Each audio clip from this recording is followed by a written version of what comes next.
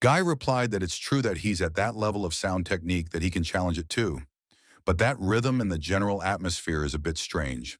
But his students shouted that he was a scoundrel, and there are already rumors of his atrocities at sectionals everywhere, and pretending to be a blind man who uses sound techniques to put his opponent's guard down and stab him in the back. The commander thought at this moment, what was wrong with his sound technique? Bo also saw that the rhythm was strange, but the movements were even stranger. Heron was looking too and didn't quite know what it was, but he thinks he sees something amazing. And Chung Hong thought, why is he making these strange sounds? Even though it's quite destructive, it's a soul-summoning technique after all. His opponent shouted at Ryu, and how dare he, a disciple from a noble family, make a joke of him. Suddenly he felt himself spinning very badly, but in a moment I realized that it was because of that ugly boy with the mussed hair. And strangely, the rhythm became cleaner and more upbeat, and he had a strange feeling. He found himself in another world and asked, what was this strange feeling? Where was he anyway? The girl holding his hand answered that he was in a world of beautiful melody. The boy asked, in what other world? Suddenly, Ryan appeared in front of him in his guise and smiled. The guy started to lose control and spin around in one place like a dog chasing its tail. And when he picked the right moment to attack, he shouted for his opponent to die. But Ryan wasn't confused and hit the strings with his hand to make the sound even louder and better.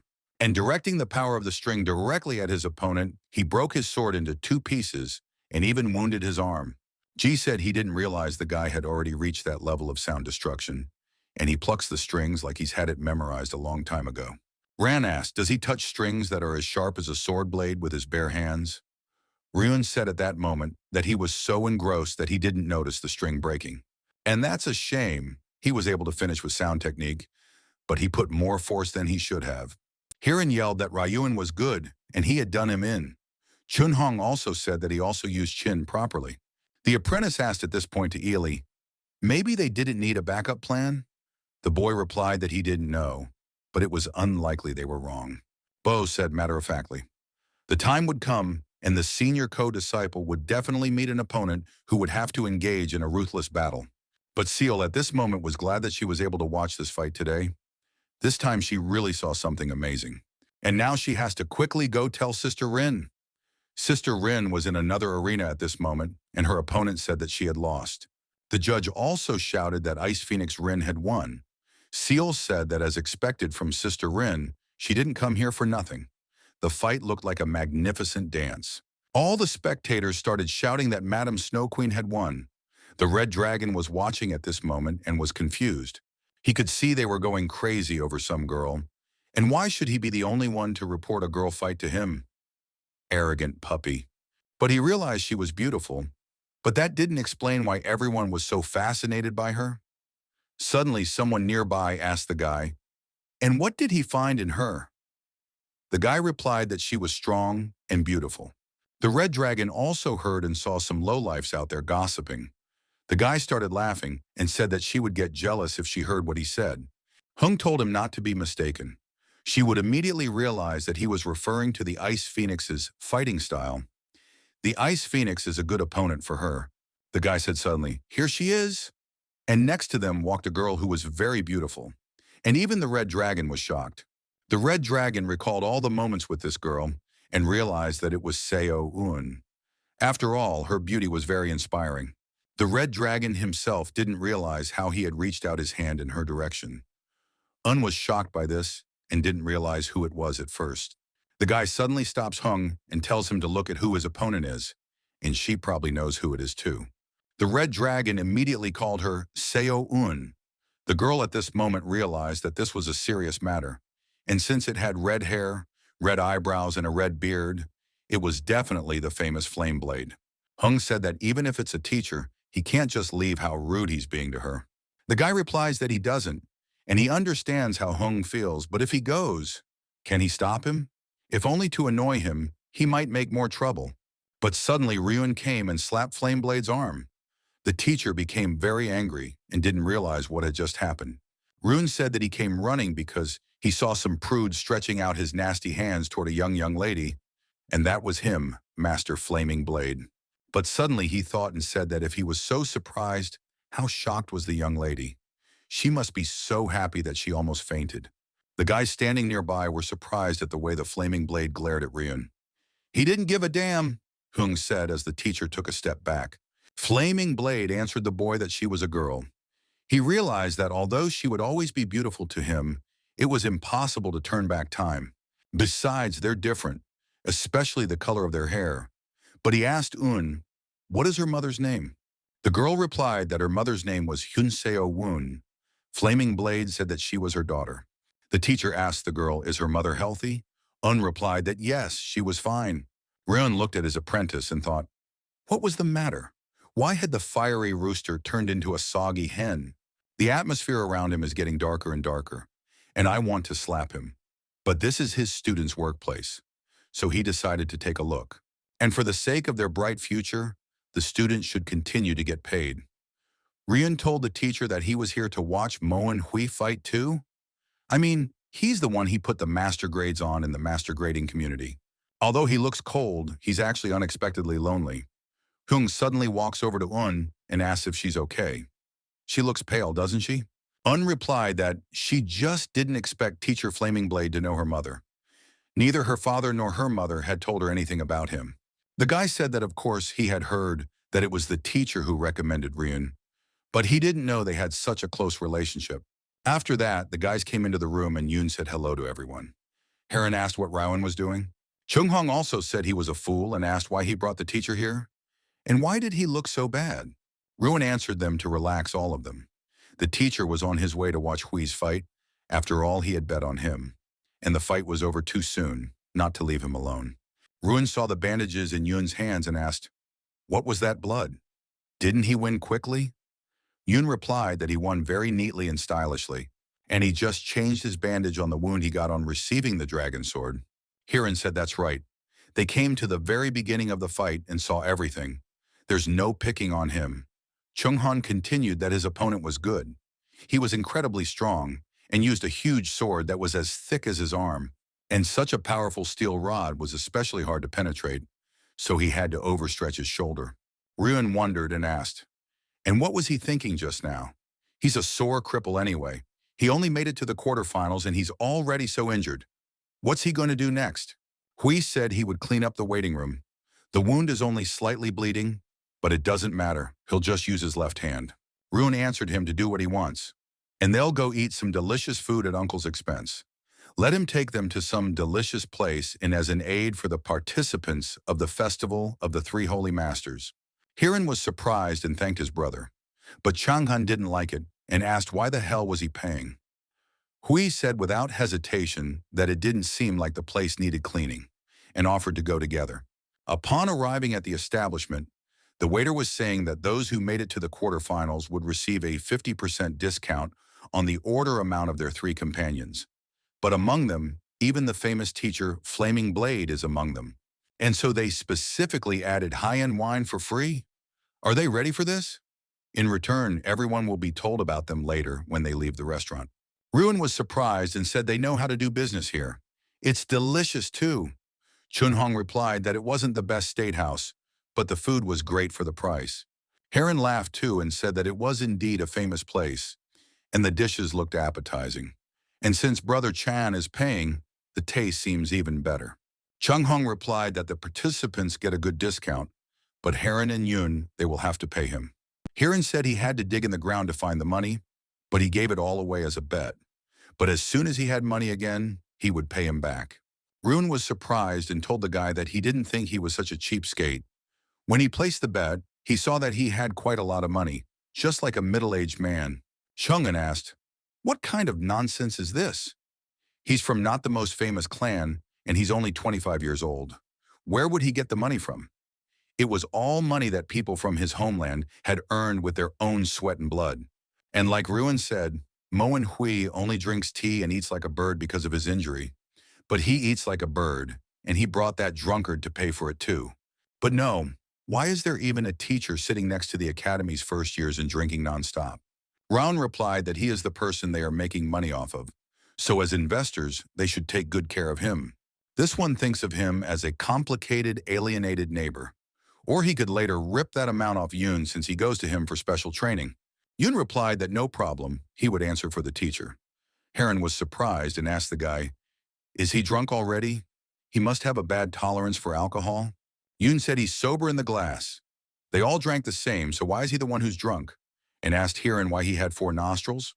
Chung Hong told Ryuan that now that they had both made it to the quarterfinals, it was going to get really tough. Out of 290 contestants, there are 32 left, and they're all strong. And among them are opponents he must observe and analyze. In the Holy Blade group, it is the renowned strongman, Storm Blade, Ha-Yun Meng of the Divine Blade Gate. From the same blade group is the noble blade, Yu Song from Chingcheng School. He is prophesied to be the winner of the group. And from the Queen of Swords group, the Queen of Swords' favorite ice phoenix Nayerin, and Snow Sword maiden Kwang Seol Ji, the only daughter of one of the top 5 sword masters of the ice sword teacher. And they bet on the ice phoenix, but you also need to keep an eye on the Snow Sword maiden, who has inherited the ice sword ability and is rapidly evolving. But the flaming blade got very angry and slammed his fist unexpectedly on the table. Ryan told the guys to ignore it. Teachers are sometimes overwhelmed with emotion, and they'd better keep talking. And in general, it is necessary to keep an eye on this for, he asked. Chung Hong replied that it wasn't just for them. He hadn't forgotten the strongest finalist candidate in this festival of the 3 Saint Masters Festival, had he? Ryuan replied that the third shining sword, whatever its name was in the Holy Sword group, so it would be beaten by Hui. He bet over half his money on him, so he's not even going to watch the fight. Hui said they were alumni of the same high school. Chung'an replied that since this was such a conversation, he hadn't asked that until now. But their money was at stake, so he had a question for him. If he goes up against the Ice Phoenix Rin in the finals, what will he do? He'll be able to fight with his personal feelings aside, right? Whether it was sound technique or some other stuff, he would be able to wound the Ice Phoenix, right? But Ryuan froze at this moment and thought about what to answer. Yale was in the library at the time and said he had barely gotten the materials today, checked it out, and it turned out that Ho was right. And he looked at the statistics of the matches in the history of the 3 St. Masters Festival, and 60% of the time, the Junior Queen of Swords and the Junior New Hero compete in the finals. Ho replied that it's a pretty high probability. A Junior Holy Sword goes up against a Junior New Hero less than 30% of the time. The captain asked if there was any chance that the first match of the finals would be against the winner of the New Heroes group. Jiren said that yes, if a senior co-student came out as the winner of his group, there was a high probability that he would immediately be put into battle with the winner from the Sword Queen's group. But the student said that there is a Junior Sword Queen and a Junior Holy Sword practically can't meet in the finals. But why? Ho responded that there is an issue of weapon compatibility. The mindset of the audience also has an impact. Yell said that unlike a typical sword fight, a sword fight against another weapon looks more spectacular, and the result is not as predictable. And the only exception is when a young new hero engages in combat with a young holy blade, when the former uses a sword and the latter a semblance of it. The captain continued that in addition, in the battle of a young sword queen against a young sword saint, he had never heard of a queen winning. Jiren replied that she couldn't deny that either. But there had been times when the Queen of Swords had prevailed over a young holy blade or a young new hero. But the apprentice said that if things go as they expect, the older co-student will become a young new hero and fight against Ice Phoenix Rin or the third shining sword Cheon Hung, and even more likely to come out against the Ice Phoenix. Sam entered the conversation and asked, "Are they serious? Does the older fellow student really like the Ice Phoenix?" Huck was frightened and started yelling at him not to say that. Such a devil can't have a heart. Jiren said that this is so in reality, he's out of his mind. But if the older co-ed does have a heart, his mistress has already been determined. Ho replied the same thing that was true. The senior co-disciple would never be able to use his ruthless techniques and simple beating against the Ice Phoenix. And in the end, if she's in his heart, the mere encounter with the Ice Phoenix jeopardizes the senior co-ed's victory, and there's a 60% chance of that happening. At the table, Ryun started to get indignant and asked why he should fight the young lady Na, much less injure her. It's disgusting, and it looks like Uncle has lived a hard life. Chunhong asked, was he going to lose to her? What kind of joke is this when their fortune is at stake? How will he pay them back then? But Heron thought about it and said that Brother Rain was right. He was digging up the ground to get a single silver piece. Yun at this point started yelling that Ryun was the only traitor. They had bet a lot of money. He said he would provide them with a luxurious life. Ruin told them to calm down and asked why everyone was so excited. Is unwillingness to fight and hurt the same as losing? Shouldn't we make the fight elegant? Then you won't have to hurt anyone. If he shows a little more strength, the Heavenly Warrior Academy will disappear. That's enough proof, right? But this time in his thoughts, young Lady Rin answered him that he is the true winner, and she truly recognizes his level of strength. Ruin said that somehow it would be like that. All it would take was to get young Lady Na to recognize his abilities. The next morning, Thunder flew to Mrs. Rin and brought her a letter from Ryan. Nan saw it and said the falcon flew in again. This time he asked her to watch the fight, but she said no. Rin replied that yes, she was. Since it's not a fight to get out of the new heroes group, it's not worth watching. Nyan asked, wondering if it was still a good idea. Even if this funny kid made it to the finals, he might still do something interesting in the process. And Seal seemed to have taken a liking to him. During the battles, he never once displayed the skills, martial arts, or weapons of his school. And that's probably because he's never once felt the need to do so. And she's waiting for that moment when the whirling sword appears and he has to show his true colors. Nan thought, is that guy really that cool? So much so that even her sister couldn't see his real face? Seol showed up to the fight again and thanked her sister. And the quarterfinals start from today, so tickets are paid. But it's going to be an unpredictable and stupid fight, so don't let her think it's a waste of money. Nan asked with surprise, a silly fight? Sul replied that the gentleman with disheveled hair would meet his worst enemy today. She had been told about it by Mr. Heron and the old man of the first year. Heron suddenly said that Ruin was in trouble today. Their money might be in danger. Chunghan replied that because sound or knockback techniques wouldn't work against the enemy. The opponent entered the arena and said that he was a disciple of the Buddha and his name was Il Gong. Chung Hong at this said that the Red Falcon Gate, so-called Buddhist school that is influenced by Shaolin. They study the iron fist of 8 steps and the drunken gait of a horse with an iron head and arms. Heron wondered if his martial arts would allow him to survive a blow from Chin Thunder. And he wonders, why does he start with the writer's pose? Isn't it complicated? And the name of the school sounds like the name of the Red Falcons team. The Red Falcon commander at this moment knew that Ilgong, he was on friendly terms with the White Tiger team. Ho also wanted to support Ilgong very much at this moment and wishes him to brace himself. Gon told his opponent that his cruel tricks would not help him. He would quickly finish with him and raise a bowl of congratulatory drink. Ruin asked him, is he about alcohol? Is he definitely a monk from the Red Falcon enemy?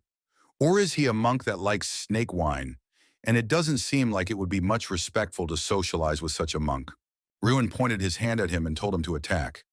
Gon didn't stand still and immediately started attacking. He used his foot attack, for it was very easy and the best attack option for a monk. But Ruin didn't even bother to dodge and just set his hands to repel his attack and see what he could do.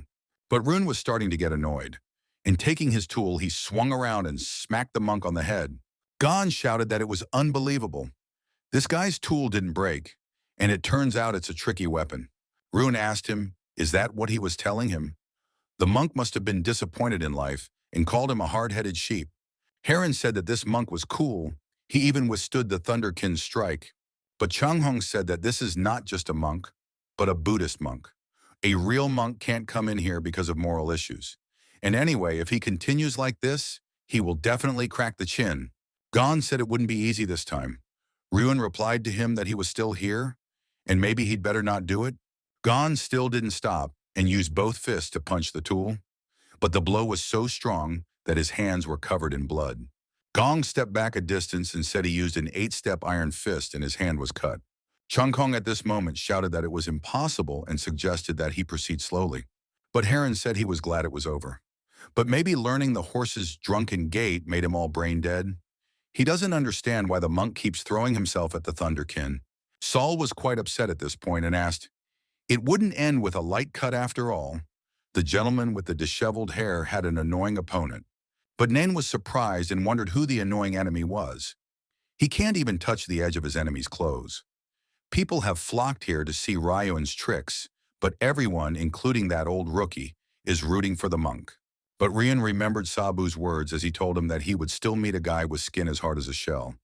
The world is full of them, and he just had to put more spiritual energy into his attack. Ruin wondered and asked, And why did his words come to mind in such a situation? And since such a dance he already knew the answer, there was no point in going back. Heron asks at this point, what is Ryan doing with the Thunder Kin? And it seems to him that he is putting spiritual energy into the sound. Chung-hong also said that it looks like it, and what a bullshit day it is. But Hui replied that it's Dechi Mecha no Kikin. Chung-hong thought that most masters just use stabbing weapons like swords or blades that could form the kui of a sword or the kui of a blade. But Chin thundered, you can't play it without cutting yourself on the strings. Gong decided to try out his attacks again and shouted that this was the end. But Rune wasn't even intimidated by this. And with a swing of his kin, he hit his opponent's head. The latter didn't even have time to touch him. But he didn't stop there and continued to beat him with tools. And on the last blow he hit so that Gon flew into the sky and fell on the stands. Ho looked at it and said it looked kind of creepy, but he didn't seem to be dead. The captain asked if everyone was okay. Sam was surprised too and said he didn't realize there was a young lady behind them. Is she okay? Ju replied that she was fine, and she can't be not fine. On the contrary, she is very much fine. The referee said that in this bloodthirsty and difficult battle, B. Ryan was the winner, and he goes to the semi-finals of the New Heroes group. In the office for the gatherings of the community of 8, Mok Woo said that at this Three Saint Masters festival, their community of 8 was definitely leading the Queen Sword group, and it's as if the others are too tense. In the Holy Sword group, where the third shining sword is involved, the seventh divine sword exerts all its strength. And in the Holy Blade group, they are the strongest. But with the appearance of Song from the Qingcheng school, things became more complicated. Jin didn't like it and told the guy not to laugh. And he asked, since when did Qingcheng school specialize in blades? Ju replied that the Kuzhong community had tried especially hard this time. Nevertheless, at the Festival of the Three Holy Masters, it was the Ian E, the descendants of the 9 great factions, that could not be underestimated. After all, those who protected the Murim from the bloody apocalypse are their soon-by from the community of 8. Wu said that they too could not relinquish the privileges that the winner from each group received. And things like elixir, artifacts, and honors are passed on, but the 9 great factions can't pass on the opportunity to receive a valuable lesson from the 3 heavenly warriors. And today they're going to watch Sona fight and strategize for Meng. Is she going with them? Ju replied that the two of them would go together. She will take a look at the battle in the New Heroes group. Winning in that group, not the Holy Sword, Holy Blade, or Queen of Swords groups, is most important. Jin asked why is Weiji Cheon suddenly participating specifically in the New Hero group? Why is he in the standings? Mok Woo said that just like he said, there are 3 talents in the 9 great factions that can oppose Weiji Cheon. But according to the standings, they will fight amongst themselves first, and only one of them with Weiji Cheon. Shai said that she believed that the strongest would survive and handle the whirling sword. She had never met 2 such talents, except for Tanmun Cheon from the Tang clan in Sichuan, and that's why he's very eager to see them fight today. After the fight, Ryan met with Hiran. Chung-han asked him what he kept spinning his head around after the fight was over. Rune replied that he felt like someone couldn't take their eyes off him. And most likely it's not a man, but it's too bad he can't accept those feelings. Hiran told the guy that luckily he wouldn't have to say no to anyone. Chung-han turned around and asked, did he think those girls were looking at him? But in fact, the girls said that Mr. Moan doesn't even look back. He's so unapproachable and handsome.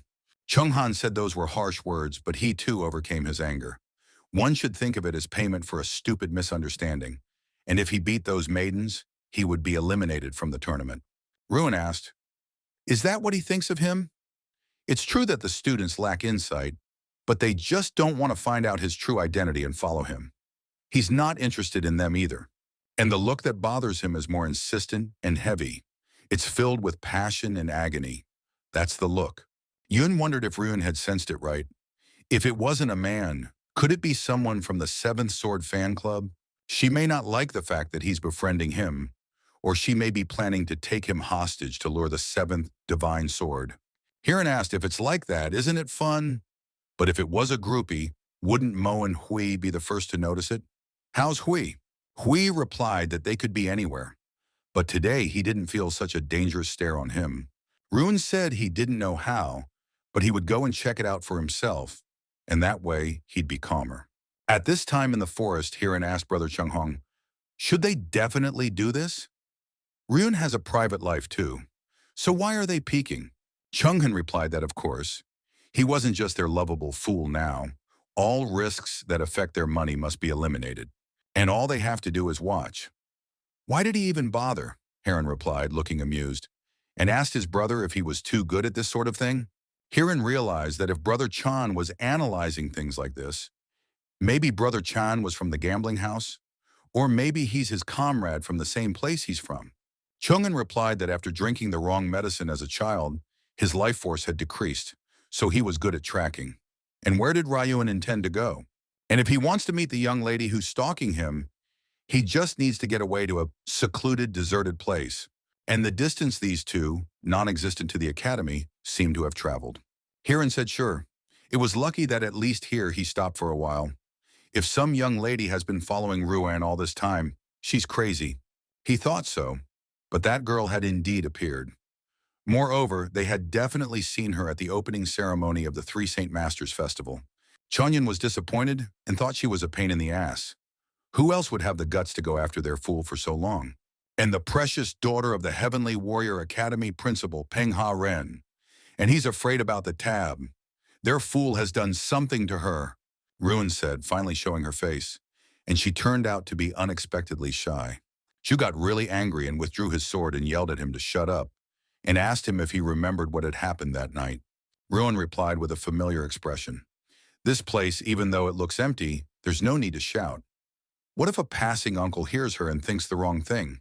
Zhu responded that he was being cheeky, and that night he hid in her bedroom and saw her body, and he grabbed her so shamelessly, and how dare he touch her while she couldn't move?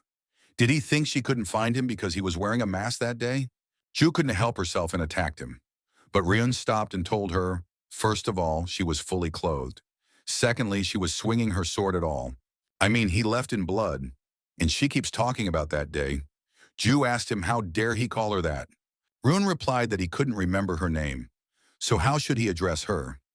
Anyway, apologizing once again for accidentally walking into her room that day, Hiran said at this point that he was afraid he had done something dirty to her, and they're talking about those days at the Purity Pavilion.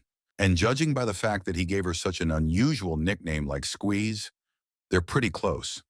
Is Ryan going to marry her now? Chung'an asks, is that possible? I mean, she says she's going to ruin his life. He realized that from what he'd heard, he'd entered the room by mistake and nothing had happened. Zhu told him he was lying. He goes to the Sky Warrior Academy and he can't remember her name? Does he think she'll believe that? And you thought you could get away with one apology? And now the bastard's gonna die. But Rune was not confused and grabbed her sword again.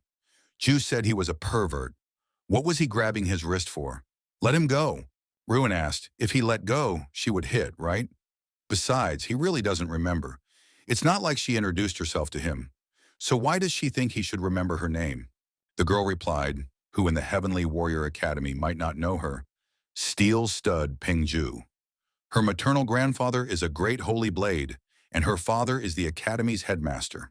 Rune replied that it was her grandfather and father who was great and famous, not her, and he didn't think she needed to know. Maybe she just wanted him to pay attention to her. Zhu asked who wants his attention. That's not true, you crazy pervert. Did he think if he didn't threaten her honor, she'd pretend it wasn't him? Rune told Miss Peng not to go into details. Didn't she hear him say to the uncle passing by? Zhu replied that she didn't need his nasty concern.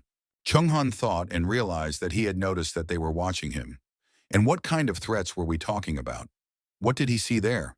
Rowan said he didn't understand.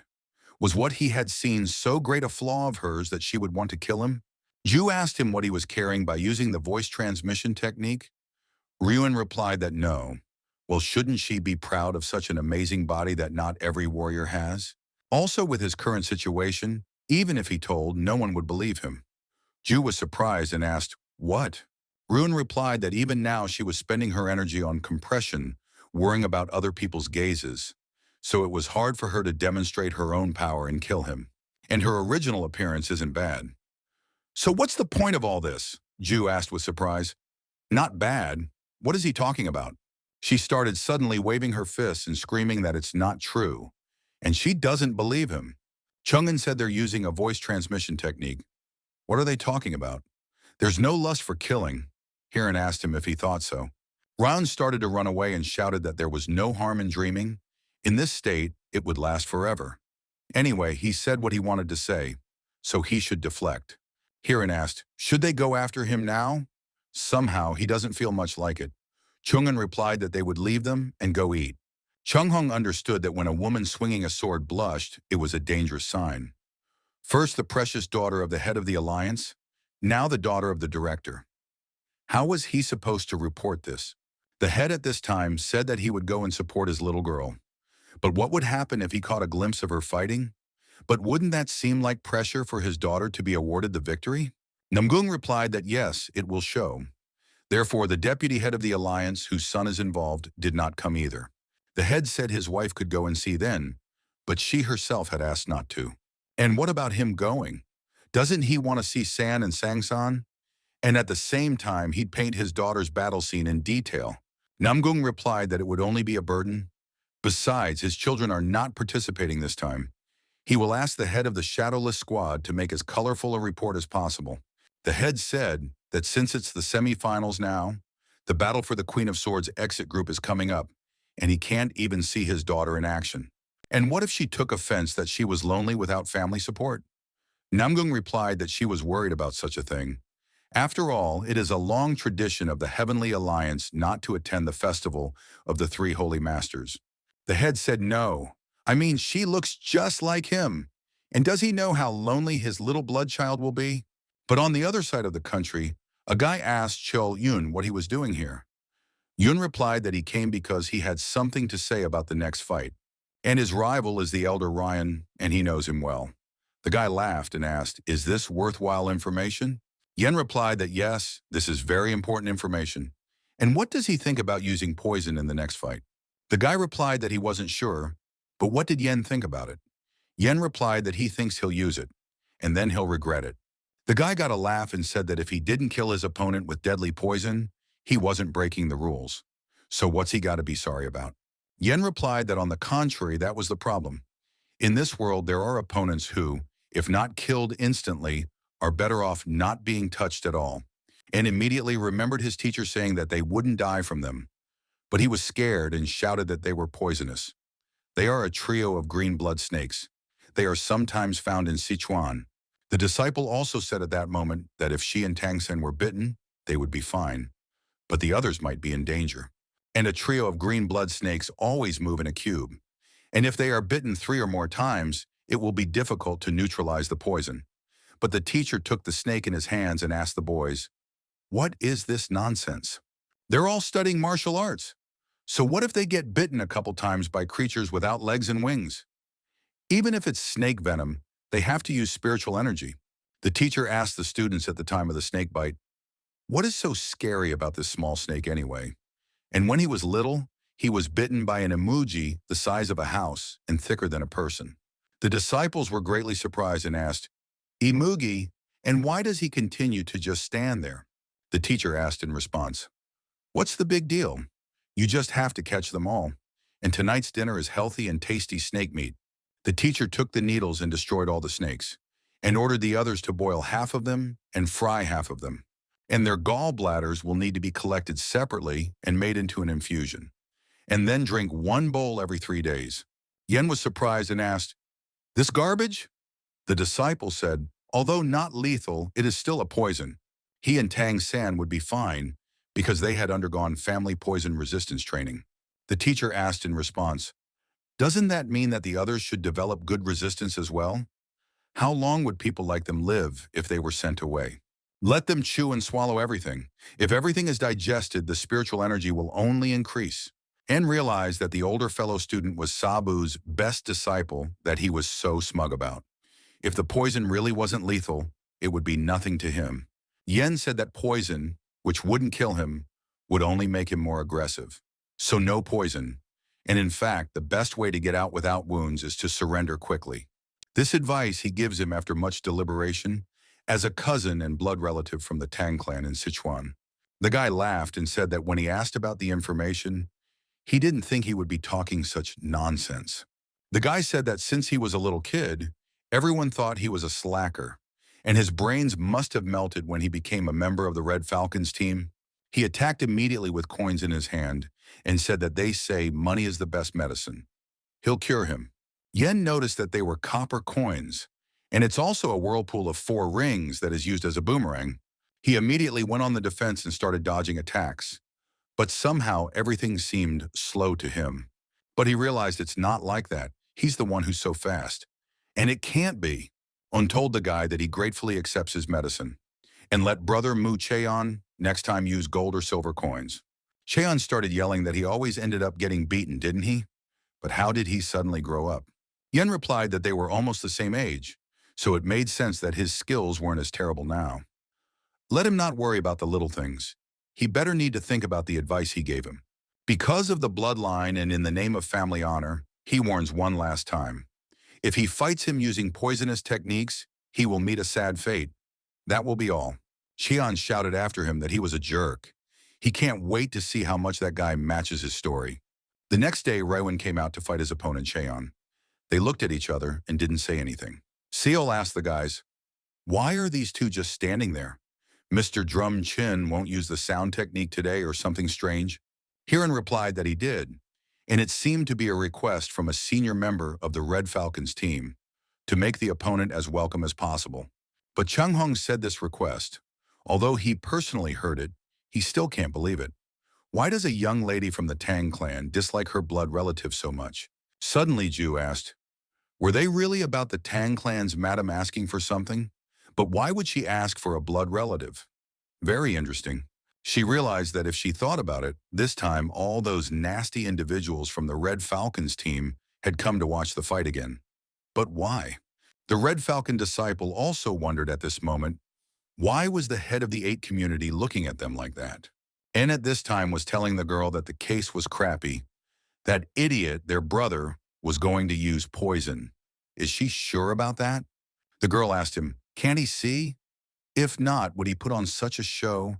But if he uses poison, he's dead. I wish he hadn't touched him. Cheon tells the guy that he's done for, and he's standing there with his eyes wide open, not understanding why he didn't attack right away. Doesn't he know who's standing in front of him? Cheon realized that this upstart Cheol Yun had come to warn him. But something doesn't add up. He can use neutralization instead of poison. Ruin said that overall he didn't like hearing about him, and there were too many words. But at night, the apprentice met with him and said that for her and her brother's sake, could Rian deal with him in the least vile way possible, so that it wouldn't be so shameful to their family. Ruin asked, what kind of useless request is that? He's always trying to finish a fight with dignity. That's why he uses a really cool sound technique.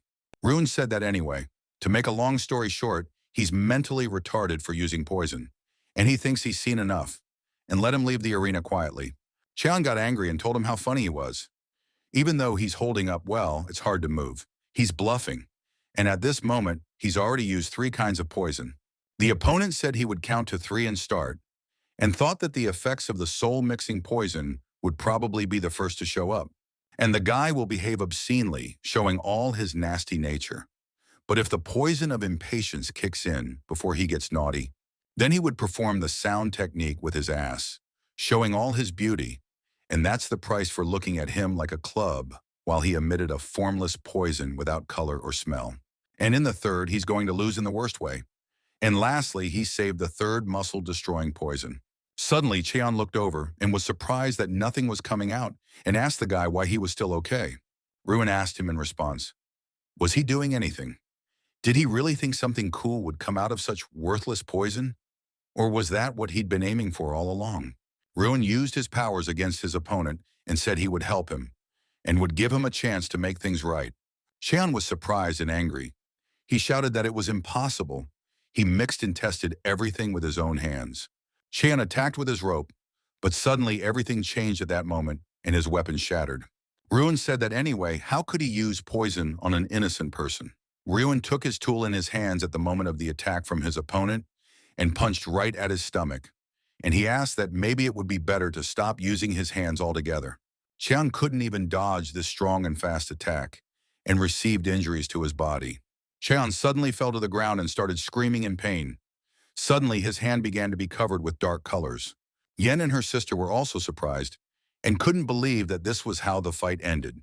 But the referee took responsibility and said that the fight was over in an emergency. And it was Ruin who won this time, and will be determined after a decision on possible disqualification is made. At the meeting, the guy said that he thought they helped Dae-jin Pei by both getting kicked out of the New Heroes group. And if it goes like this, then Weiji Cheon will win the New Heroes group without a fight. He wanted revenge so badly that he doesn't even know whether to congratulate him or sympathize. Hung said it would be a bit of a shame if Ryan was eliminated. Nevertheless, it is good news. The guy replied that it was still unknown what the judges would decide. He wondered, what he had done to a member of the Tang clan was on purpose or by accident. And could this Ryan have done it on purpose? In the community meeting room of 8, Jin shouted that this was really too much. It wasn't like he had killed his opponent and crippled him on purpose. So what's the problem? Is that he can't use the gold core anymore? Would the judges really believe that a nameless rookie from a little-known school could do such a thing to Tang Mengchong? Wachu replied that this newcomer had hurt a lot of people during the special introductory ceremony, and now with a direct hit to the golden core of a Tang clan member, he had rendered him so incapacitated that he had lost the ability to control poisons. Wu turned to the head and said that he had seen it in person. But how was it? It was said that it would be possible to recover the golden core to some extent later on, but he didn't quite understand why he wouldn't be able to use poisons for the rest of his life. Ju replied that that fight was also watched by Tan Chul-un and Tan Moon-hai from the Red Falcons team. Yen became very angry and shouted, "That is it, ruined!" For the rest of his life, poisons. Hai told him he was a moron and told him to shut up. Ju said she heard strange words and asked what Tan Chul-un wanted to say next. Considering Tang Yun's condition at that moment, she thinks something in the body broke down that controls the poison. So now he won't be able to resist poisons for the rest of his life, she thinks somehow. It was highly likely that Ruin had done it intentionally. It must have been aimed not at the golden core from the start, but at just such a place. Wu replied that then she meant that the unique acupuncture point of the Tang clan of Sichuan that controls resistance to poisons had been destroyed, and Tang Mengchul had poisoned himself with the poison that he himself had used. Jin replied that no, if it was the acupuncture points next to the golden poison, then it was Chiyue, but it was the anterior meridians, not the posterior midline meridians. How would he even know where the point was? What was responsible for controlling poison resistance in the Tang clan of Sichuan? And does he even have the strength to do such a thing? Ju said he did. I'm sure he's got it all figured out. This way Ryuan won't be disqualified. He's mean, but he's not sneaky. He's crazy, but he's not stupid. Did the captain ask his men what Cheon had gone when he tried to poison Ryun? Ho said it turns out that because the acupuncture point unique to the Tang family that is responsible for poison resistance and poison attacks is destroyed, he will never be able to use poison again? Yen replied that it was correct. He can't go into details because it's a secret of their martial arts, but in general, it's like this. Yen asked his sister, why was she squinting at him like that? It's not like he didn't tell the exact location of the poison acupuncture point. He just explained it. Hai replied that he was a dumbass and had already babbled too much. Everyone had already seen where that damn Moon Cheon had been hit. What if the rumor of it spreads? It would be fatal for their family. Yen said that hitting the Chi High Point or the Golden Core is also fatal. He didn't say that it was hidden in the crotch point and the intersection of the anterior midline meridian passing through Shimen and the poison meridian. Hai said they were using the voice transmission technique. Why else would he open his mouth? Does he turn toward her? Shouldn't he also raise a banner? The girl turned to Hei Hei and said that she thought for some reason the two of them were fighting using voice transmission. If it's about leaking classified information, she may not worry. Yale answered the same thing, which is correct. And so it's pretty hard to figure out what happened. And even if you guess by accident, there's no one to tell about it. Hawk also said it was fine. What kind of crazy person would rant against the Tang family, which is known for paying friends double and enemies tenfold? And if anyone yaps, he'll organize a gang of beggars and tell them first. And he even asked the guy if he'd heard. Yoon replied that yes, even though he can hear, he doesn't know anything. But a person like him might misunderstand. That's right, he's definitely wrong. The disciples said that even if they only guessed but didn't know for sure, how did Senior Ryan do that? It turns out he did it by accident. Jiren replied that he wouldn't be disqualified then, because he hadn't intentionally deprived his opponent of martial arts. Hai says that nothing can be certain until the verdict is in. An old man from their family could help them figure it out, but he'll probably side with Cheon. Yun also replied that his shirt is closer to his body. Many adults will side with Moon Cheon since they are not aware of his character. Suddenly, Hai remembered and told Yun that there seemed to be a student with a wrinkled face among his friends. Immediately after the fight ended, he came up to her asking about it. And she did not go into details, just said that Cheon did use a dangerous poison. It seemed to her that that student immediately rushed to the judges. Yun was surprised and asked, Chung Hong? Director Su said that the poison he uses for stomach pain and as an aphrodisiac. But this is too much. It's the Cheon child who crossed the line. But the guy replied that it's not just a dangerous poison. At first, symptoms like mild paralysis appear, and it seems like the person will soon recover. But after half an hour, detoxification becomes more complicated. It is a secret and vile poison that slowly and painfully makes a man a cripple as his muscles and bones harden over time. And if they hadn't found the antidote in his clothes, things would have been sad. Perhaps he himself had planned to cripple his opponent during this fight. Su said that it appeared that if the poison was not neutralized immediately after the fight, the effects would be irreversible. He was probably immune to the poison himself. And this had just been revealed in an emergency meeting. So he must have also heard what diagnosis the poisonous healer Yue of the Tang family had given this child. Dr. Yue said that Cheon did use poison, but now he is half crippled himself. He can't elaborate on the Tang clan's martial arts mechanism. Su thought for a moment and replied that Ryun ended up making Cheon a cripple in the end. So what does the guy think? The guy replied that if Cheon hadn't used poison, his golden core wouldn't have been damaged and he wouldn't have been crippled. Direct descendants of the Tang clan create and train what is called a poison acupuncture point. Poison seeps through it, so it must collect somewhere in the crotch point at the intersection. And it was the anterior midline and poison meridian. It was the one that was destroyed by Ryun's strike. If the poison point wasn't completely destroyed, but only injured, it could be repaired. But now Cheon's body was affected by the poisons he had used. Su replied that what he fought for was what he got, but two questions remain. How did Ryun manage to stay unharmed when the poison was so strong? And did he know that hitting that spot would cripple Cheon? The boy replied that though Ryun was generally ignorant of martial arts, he was immune to most poisons. But given Ryan's intelligence and inhuman instincts at the usual time, he probably instinctively identified a vital point and hit it on purpose. The guy suddenly asked, is it wrong to hit a person that you plan to cripple? Everyone realizes that if you hit a person in the neck or heart, the person will die, yet it is allowed to use swords. But why couldn't Ryun hit the acupuncture point? Su replied that's how the guy thinks. The boy replied that he was just curious. If Ryun was the son of a famous family or a disciple of the 9 great factions, would the result of today's fight come into question? Su said that what he meant was that the fight was fair, and the problem was that a low-origin disciple had crippled a person from the Tang clan. That's right. Ryun is a disciple with a low origin. For the current Heavenly Warrior Academy, this is an important problem. But how dare a person of such low origin take the first place during the opening ceremony and even get this far during the Three Saint Masters Festival? And how can he be so straightforward and not follow etiquette? Ryun's too much of a goofball. He's only lasted all this time because he has a flaming blade behind him. And a sudden fallen stone stirred up the water, making the tadpoles who thought their lake was the sea doubt it. When he can't get rid of standing water by breaking the river to the sea, the first thing to do is to remove the rock. But this child was very lucky. And it's not only the flaming blade that protects him, but also him. Fortunately, the accident only happened to a distant relative of the Tang clan's Sichuan clan. So even the noble sword stepped in. The guy realized at this moment and remembered all the moments and thought that this was very different from how he behaved with Mo and Hui the other day. Su said that it looks like thanks to him, Rian will be able to get away with it this time.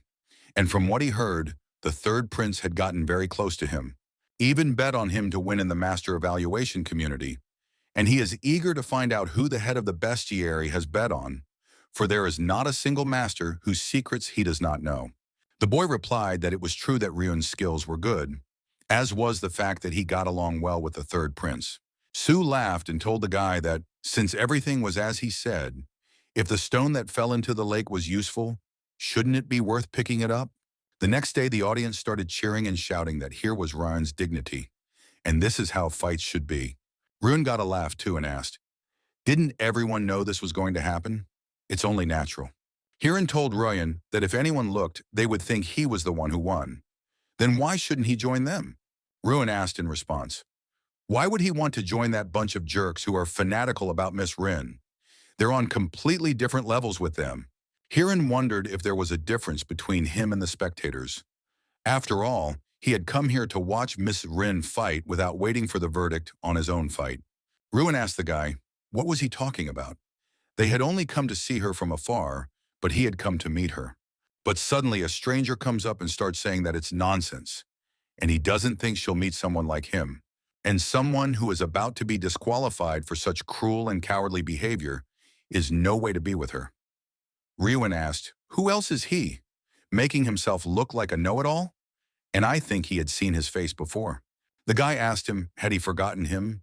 Weiji Cheon, the master of the Whirlwind Blade and the head of the Ice Phoenix Guard? And he even participated in the Three Saint Masters Festival to take revenge on him. If he was disqualified from the festival before their meeting, he would never forgive him. But suddenly someone started laughing and told the guy that he might not worry. But people suddenly started shouting that a noble sword had come. Noble Sword said that the two of them will meet in the finals. Ryun wasn't disqualified, so let him show his best in the final fight with Ji Chong. The Noble Sword began to tell him that he had no lack of talent when he was young, especially compared to others. That was why he, a disciple of the Wudong school, was called a holy sword, and the elders of the 9 great factions had high hopes for him. But because of Moen Zhongcheon, his friend and rival that pushed him to tragedy, and the horrible monster from Mount Emishan, he fell into the abyss. With the help of closed training, he had gone through a great awakening and had straightened out many masters, but it was too late. And true growth is only possible when fighting strong enemies. If he wasn't satisfied with classical training and wanted to taste the power of the swords of strong enemies, if he preferred not an awkward friendship, but a battle with those who had left him far behind, becoming a trio of holy masters, and maybe he would have lived a completely different life. But that didn't happen. It is a harsh but glorious opportunity for a brash young man who is constrained by the guise of a friend. And for his sake and for his growth, he personally organized and set up everything. A group of new heroes is a battle scene with representatives of various martial arts, and a great opportunity for training and growth to approach and even overtake the likes of Holy Sword. And of course, that's what got him to the final group of new heroes. If he found out how much he cared for him, he'd probably be very surprised and wouldn't find room for embarrassment. But he doesn't really need words of appreciation. He should just strive to reach his maximum. Rune suddenly apologized and asked the old man, did he tell him that? The Noble Sword replied that it was correct, though he was apparently surprised to hear good news from him. And let him not forget, he is now a proud finalist of the New Heroes group and can confidently compete and beat anyone. But Cheon was greatly surprised that the Noble Sword, which is like a guardian for the Kujong community, supports some scum from a nameless school more than him. Roan introduced himself and asked, then it turns out that high school student Cheon also made it to the finals? His name is Ji Cheon. It's kind of hard to remember a name like that. Cheon introduced differently and said that his name was like that. And how dare he speak so brazenly in the presence of a great noble sword? Ruin was surprised and replied that he thought he was called Ji Cheon because he's always falling to the ground. Either way, he's glad that the guy has improved so much that he made it to the finals. And he thinks the guy was pretty upset that day. And he hopes he turned his depression on with something tasty. Cheon was surprised and told him he was an arrogant asshole. Ryun replied that he doesn't know how great that old man is, but is the shit he's shitting out the same great? And why does he think it's rude for someone to be rude to him? Isn't the fact that he can't learn someone else's name more rude? The Noble Sword started laughing, and Cheon said, what kind of sophistry is that? Ryun replied that the man he was waiting for would be coming soon, so the last time he spoke, his name was Ryun, and off he went. Nayan at this time was telling her sister that even though it was a matter of course, she congratulated her. The next battle is the finals of the Queen of Swords group. Rin was surprised and thanked. Suddenly, Seal said that Mr. Drum Chun is coming here, and it looks like he's coming to congratulate her too. Ruin walked over and turned to young lady Rin and said that he congratulated the Queen of Swords group for making it to the finals, and it looks like they will meet in the arena soon. Cheon looked at the whole thing and thought he was an idiot, and Ryuan probably thinks that if he hits on her like that, she'll recognize him as a rival. But the noble sword realized otherwise, that he was one of those who fell in love with the daughter of the head of the alliance. And children of low origin are always attracted to a luxurious shell, and they flock to it, forgetting discretion. Rin replied, thanking her for her suspicions. And then he wouldn't be disqualified. Ryan replied naturally. And judges aren't idiots. From the beginning, the inspection was just the result of a mistake, and he thinks they got a speck of dust in their eye during the fight. Rin said that it turns out they both made it to the finals. Nen thought at that moment, what the hell is he talking about? And why would her sister seriously consider him a rival? Ruin answered her that was correct, and suddenly remembering asked, how about watching his final fight? He would send her invitations by thunder. Rin replied that was fine, and she would look forward to it, and let him do his best. Ruin suddenly wondered, what if he did his best, would he be disqualified again? Cheon heard the whole thing and thought, what the hell is this nonsense? She's never been interested in men. Why did she accept his invitation? And expect him to do his best? But then he'd have to show her how awful he was. But the noble sword saw all this and thought, what a rude child. And it was a pity he didn't have the chance to initially train him from the very basics. But he wasn't wrong. Noble Sword went to the headmaster and said that this time the winners of the finals would be determined, and after the Holy Master Trio would be busy again. And so he worries about the young hero from the group of new heroes getting suspended again. Sue replied that the young heroes have to wait for their training in any case, because the Holy Sword trains the finalist of the Holy Sword group, the Holy Blade of the winner of the Holy Blade group, and the Sword Queen of the descendant of her group. But asked, isn't the fact that for a kid in a group of new heroes, the fact that he or she can personally ask someone for a lesson a huge advantage? After all, he could choose not only one of the three holy masters, but any other Murim elder. The noble sword laughed and replied that in principle, yes, but most don't dare to approach anyone and just wait to be chosen. Sue suddenly said, sometimes that's really what happens. If the noble sword has an idea about young heroes, he would love to hear it.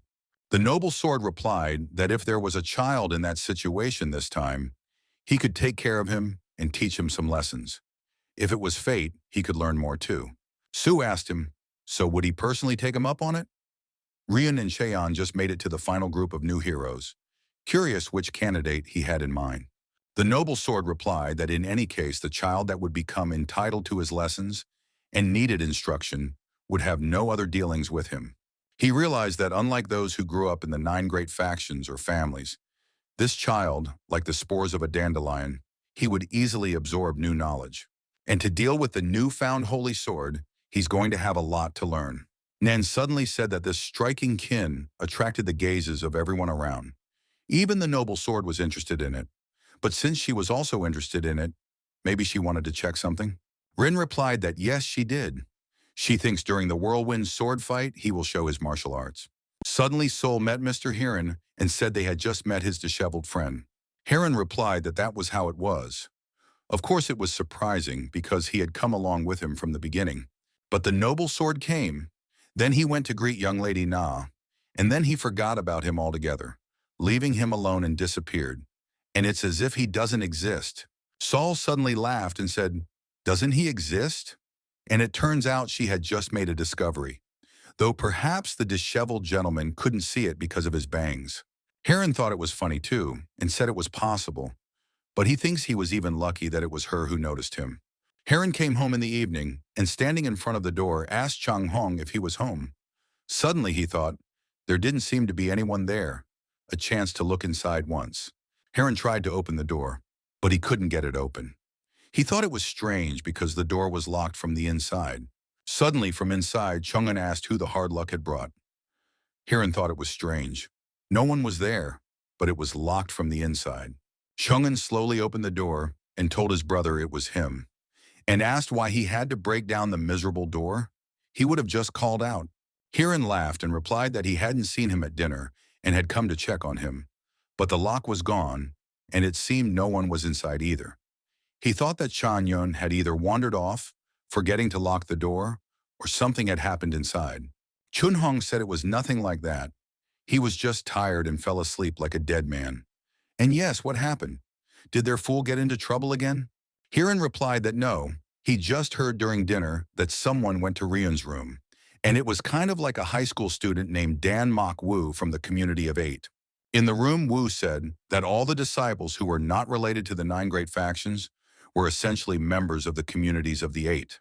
Therefore, he would also receive their support. And he congratulates them on reaching the finals of the Young Masters tournament. Since they are members of their community, there is no need to be shy. Let them take pills, medicinal collections as aid. And he would be glad to have them join the elders of their community this time. The head asks to be told that they are taking particularly good care of them. And they are not forcing them in any way. They just want to help them through finals. Hui replied that he would refuse to accept food or anything that outsiders provide. And even without anyone else's request, he'll show in the finale everything he can do. Ryuan asked if they only give that to them, or do the disciples from the 9 great factions who made it to the finals also receive such a thing? Wu replied that Meng, who had made it to the finals of the Holy Blade group, received similar help. But the barmaids on Rin and Kwang Seol-ji, who reached the finals of the Queen of Swords group, will not receive any, as both are part of the 9 great factions. Rune gave a surprised look and said that it was a service provided only to those who fought the disciples of the 9 great factions.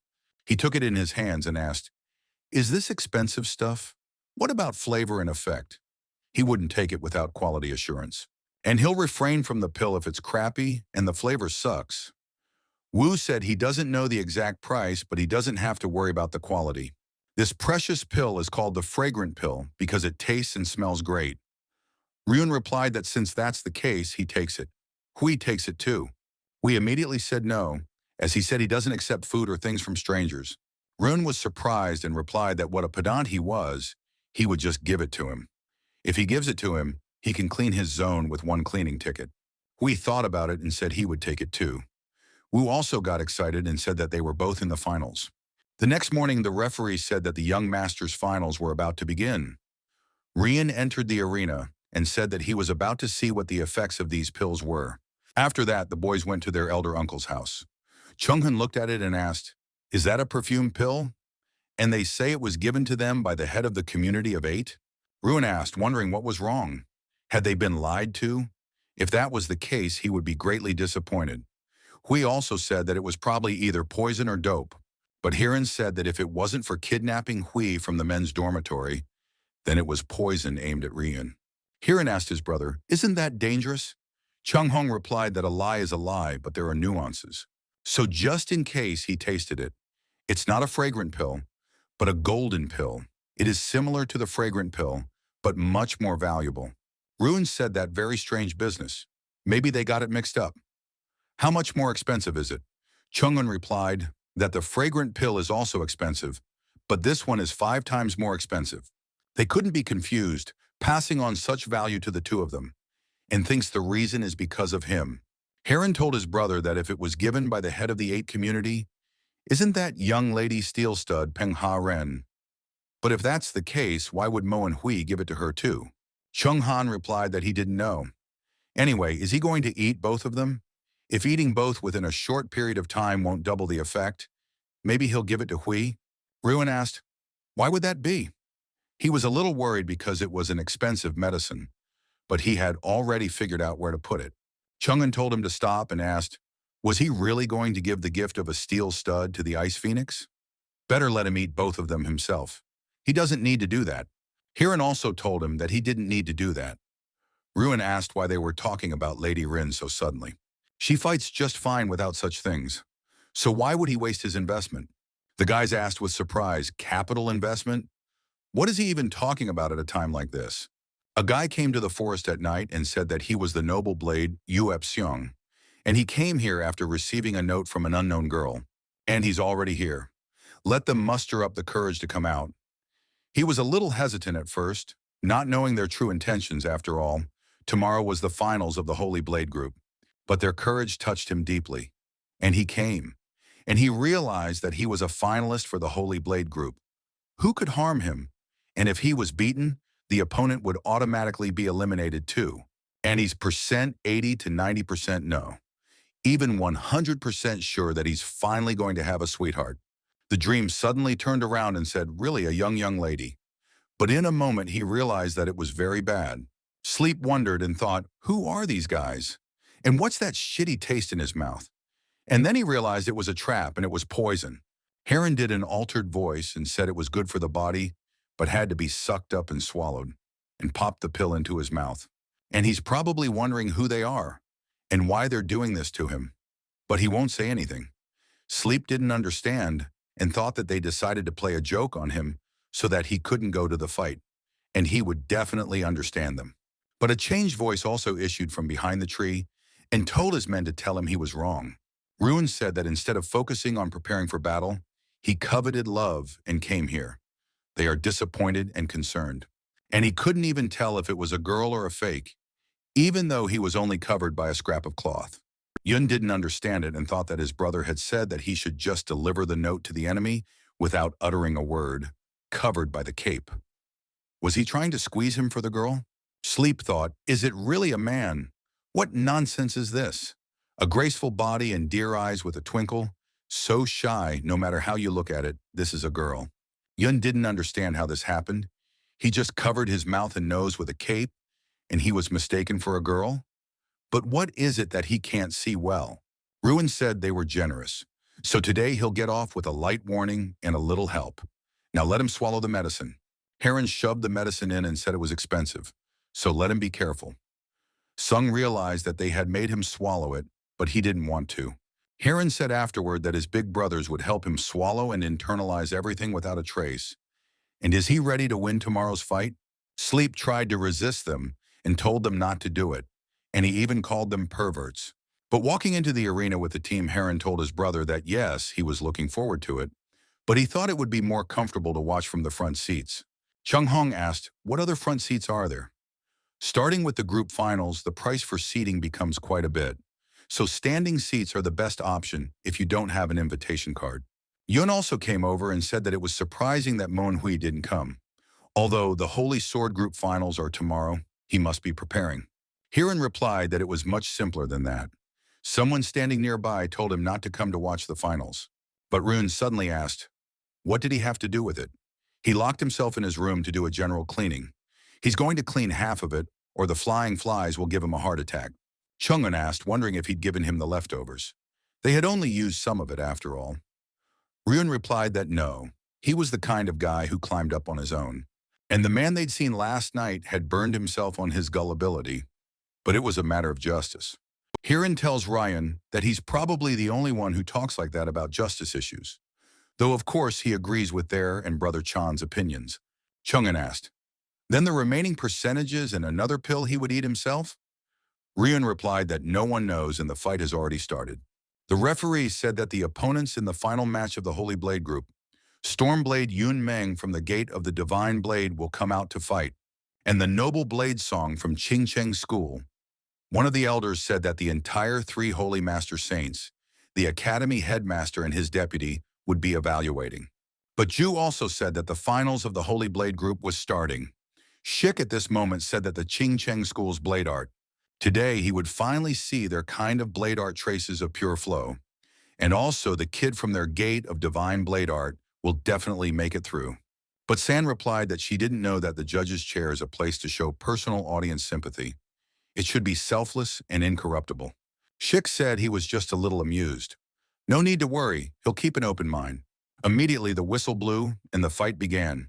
Sung immediately went on the defensive and deflected the first blow. He suddenly felt his strength surging over the edge.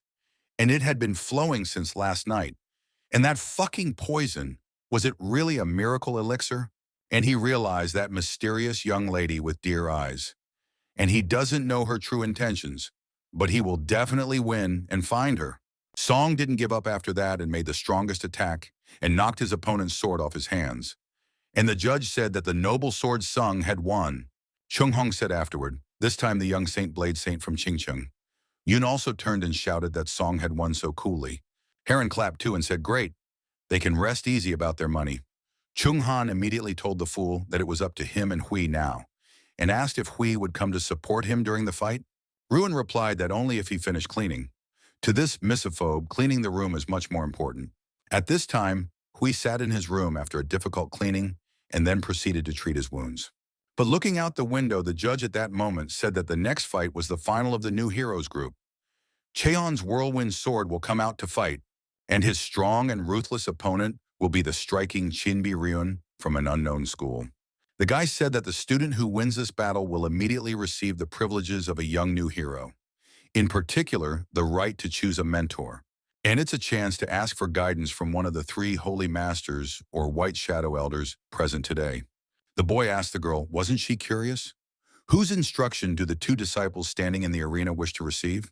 Ju thought at this point what he was doing, before the match even started. But though she wondered about that too, the whirling sword was clear, but about that stupid colt. In fact, he's such a cheapskate that he won't be blabbing about it left and right. And he doesn't use a blade, so he's unlikely to want guidance from her grandfather. Suda said to each of the students to say who they would choose. Cheon decided to be the first to speak and said that he would always follow the way of the sword, and only him. How could anyone ask him such a question? People started shouting that the vortex sword was so awesome. Chang Hong said at this point that he meant that he could only learn from the greatest swordmaster. Heron backed up and replied, meaning holy sword or noble sword. Suddenly, Yun saw something and shouted for the guy to come over here. Chung'an saw Hui and said that he came just in time. Heron replied that it was Ryuan's turn to answer. Whose guidance will he receive if he becomes a young new hero? After all, the whirling sword here chose his grandfather or the noble sword. Ruin asked the guy what he was asking. Who does he want to learn from when he wins? The guy answered him that was correct. Ju said he might put the great elders and mentors in a difficult position by his request. It would be better to tell him face to face. She thought he was just crazy and thought, is he really going to name the person he's going to choose as teacher? But he'd have to get out of it somehow. If he got it wrong, everyone would be talking about his choice. She prayed at that moment that he wouldn't speak. Ju said it was better to weigh everything and answer later, and let him be careful and polite. Rune said that actually he didn't really agonize over the choice, because there was only one person he wanted to learn from, but he would take note. People started shouting that he was really the striking Chin from the rumors. Wasn't he getting too heated? If he calls out a name and gets rejected, how will he bear the shame? The captain of the Red Falcons asked his friend who the senior co-ed wants to choose. Ho replied that he didn't know either. Considering what martial arts he uses, it's unlikely to be someone from the three holy masters. Shik suddenly started laughing and said what a funny guy, and asked the holy sword who he thought he was talking about. The holy sword replied that from the looks of it, sound technique was not his main focus, and he's probably hiding true martial arts. Would they go after observing for a while? But Noble Sword knew this child likes to swing his fists, so he won't choose them. Maybe he wants to learn the essence of the Udan sect from him. Teacher Ran was also greatly frightened and thought, what would she do if he chose her out of all the elders and masters? Ji asked, and what would happen if that happened? Hadn't she laid his foundations for using sound techniques? The guy told him that since he was so steadfast, it would be a good idea to shed some light on the man. But what does Ryan himself think? Shouldn't we ask him for guidance right now? Jicheon thought his opponent was a runt and waited for him to open his rude mouth. And when he crushed him, he would be even more embarrassed. Rowan said the person whose guidance he wanted to receive and looked with all his eyes at Rin. Seol noticed this and asked if he wasn't looking at Rin's sister right now. Ryuan said that, as he had just been advised, he would think it over and answer later. People said they thought he was just staring in the direction of the audience, but I think he saw someone. Flaming Blade thought he was an idiot and realized he was staring at the Ice Phoenix. And this demon, he's seriously going to ask for guidance from this girl? Hiran said to Brother Chung Hong that he had suddenly imagined it. But it couldn't be, could it? Chun Hong replied that yes, it couldn't be, and he hoped he wouldn't say anything stupid. After all, one word and it will be the signal for the Alliance to kill him. And so let him just call the Queen of Swords. Jixian immediately realized who he was looking at and thought, how dare Ryuan shoot his eyes there? And now he doesn't care about the young new hero's title. He can't let him leave alive. Ruin asked, now would they start the battle? He had prepared a special tune for today. The guy heard such words and said, okay, and then the fight would begin. Ryun thought about it and replied that it was okay to play now. And he feels like he's got a tough opponent, so he can play well. And he started playing right away. Ji-hyun didn't like this and yelled that on his cheap play, this battle would not be fought. Ji-hyun came very close with his sword to Ryun's body, but he dodged and stepped back. Ryun dodged the attacks and said that it looked like there was time after all, and began his tune. Hiran noticed and said that Ryan was provoking him on purpose, and that high school student, judging by the bloodthirsty energy emanating from him, intends to finish Ryan off. Chung-han replied that it was a natural reaction to meeting such a jerk. He gets like that sometimes too. Ji-cheon tried various ways to reach his opponent, but Ryan dodged every time. Guy said that this striking Chin is an outstanding disciple. Today he showed off her teachings in all their glory. Ran replied that no, she didn't teach him such a thing. He had reached this level on his own. Shik suddenly said that contrary to expectation, he has a good base. What an interesting kid. Seol was also visibly cheering and shouted that today's match was especially brutal. Let them look at the face of the whirling sword. Doesn't he look like he's going to tear Mr. Shaggy like a dog? Ji-dung picked the perfect moment for himself and gathering all the power in his sword released it straight at him. The viewer was saying that this lust for killing, is Cheon really going to fight to the death? This is not the level of swordsmanship a freshman can handle. The neighbor replied that probably that Ron boy was bluffing, so his life would soon be in danger. Shouldn't we stop the contest right now? Flaming Blade suddenly asked, whose life would be in danger? Is it B. Ryun? But he wasn't the one to worry about. And let the snowman not worry, and they better just watch how the match ends. The snowman replied that since Fireblade was so sure, then they would watch. Snowman noticed that the guy looked pretty strong. And why did he only want to become the apprentice of this arrogant and dirty jerk? He doesn't understand the connection between them. The noble sword began to laugh and said that it looked like the elders had finally made a wise decision. And it remains to be seen which side really needs to stop the fighting. Sue replied that either was correct. The noble sword said that water sharpens stone. Now even Ji-chun is realizing that little by little.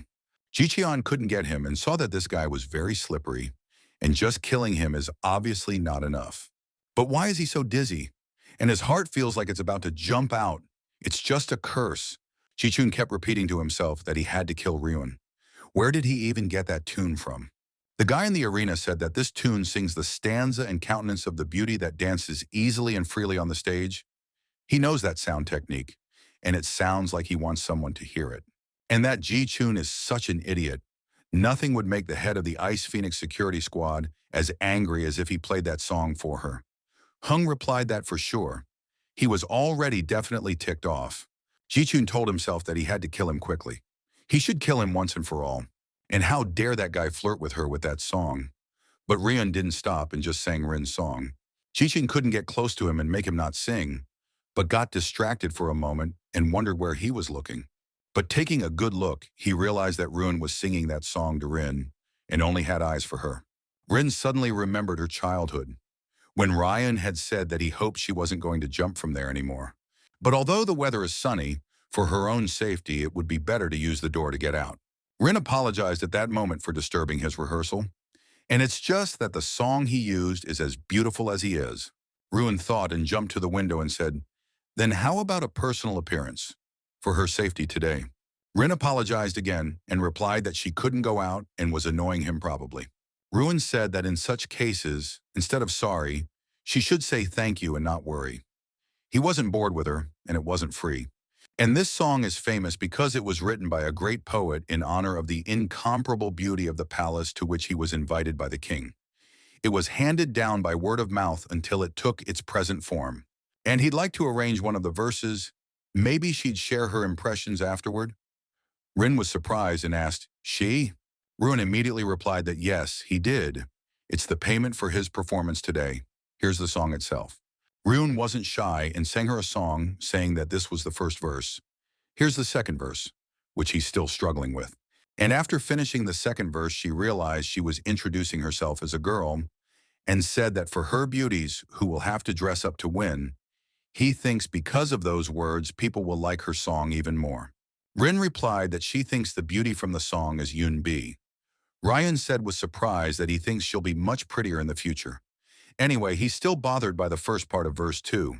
And the way he performed it before was not bad, but it seems like this one would be more sensual. If instead of the charm of red peony, it's about the scent of mystical vixen in the dew, will she listen to it once? Rin in the arena realized it was the same part, or it's different, she thought, and its graceful and elegant melody. And Unbi's clean but beautiful melody. Though the nuances of the performance are different, but he changed the melody in this part of the verse as well as she did. Rin thought to herself, did Yunbi really teach him? She pictured her image in front of her eyes and didn't understand what was going on here. Nan saw her sister's lich and asked, did something happen? Why did she get up so abruptly? Rin replied that no, nothing. Just remembered something. Seal suddenly said that now both participants in the fight were looking over here, and the whirling sword. Jichon was very upset and asked why her gaze was directed at this guy, and suddenly started spitting blood and was out of breath. Ruin suddenly said that this was the end of the show. People said it was impossible, and Cheon threw up blood. He had really been defeated by the sound technique. Flaming Blade also watched and knew that it would turn out like this. That nasty bastard is really strong. Hiran asked at this point, what do you get, Ryu, and finally got a proper sound technique? But Chunhong thought, why did he have a feeling as if the amount of overtime would only increase from now on? Teacher Gi also said that the sound technique seemed to have changed the direction of the energy flow in Cheon's body. Ran replied that is correct. It's called soul movement, a fearful thing that gives joy to some and kills some with grief. And the melody, filled with spiritual energy, penetrates the gaps of the heart and bears the soul. The boyfriend told the principal's daughter that she didn't look well. Is she okay?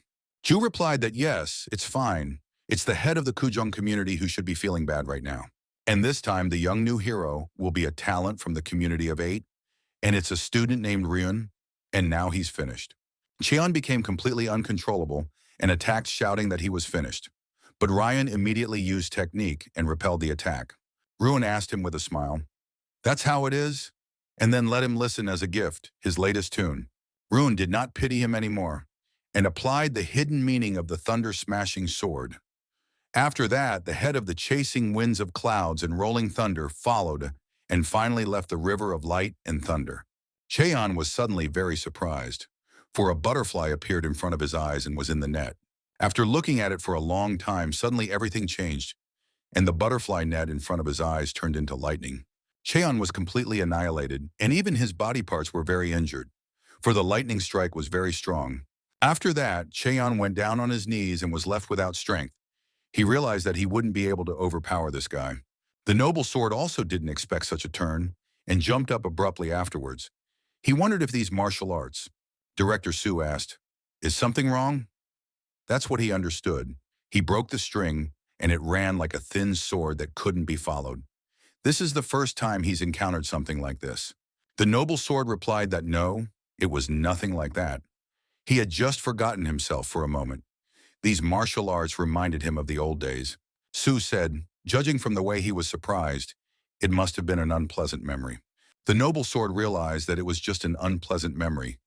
But in fact, it was the opposite. It was so horrible that he would not want to ever remember it.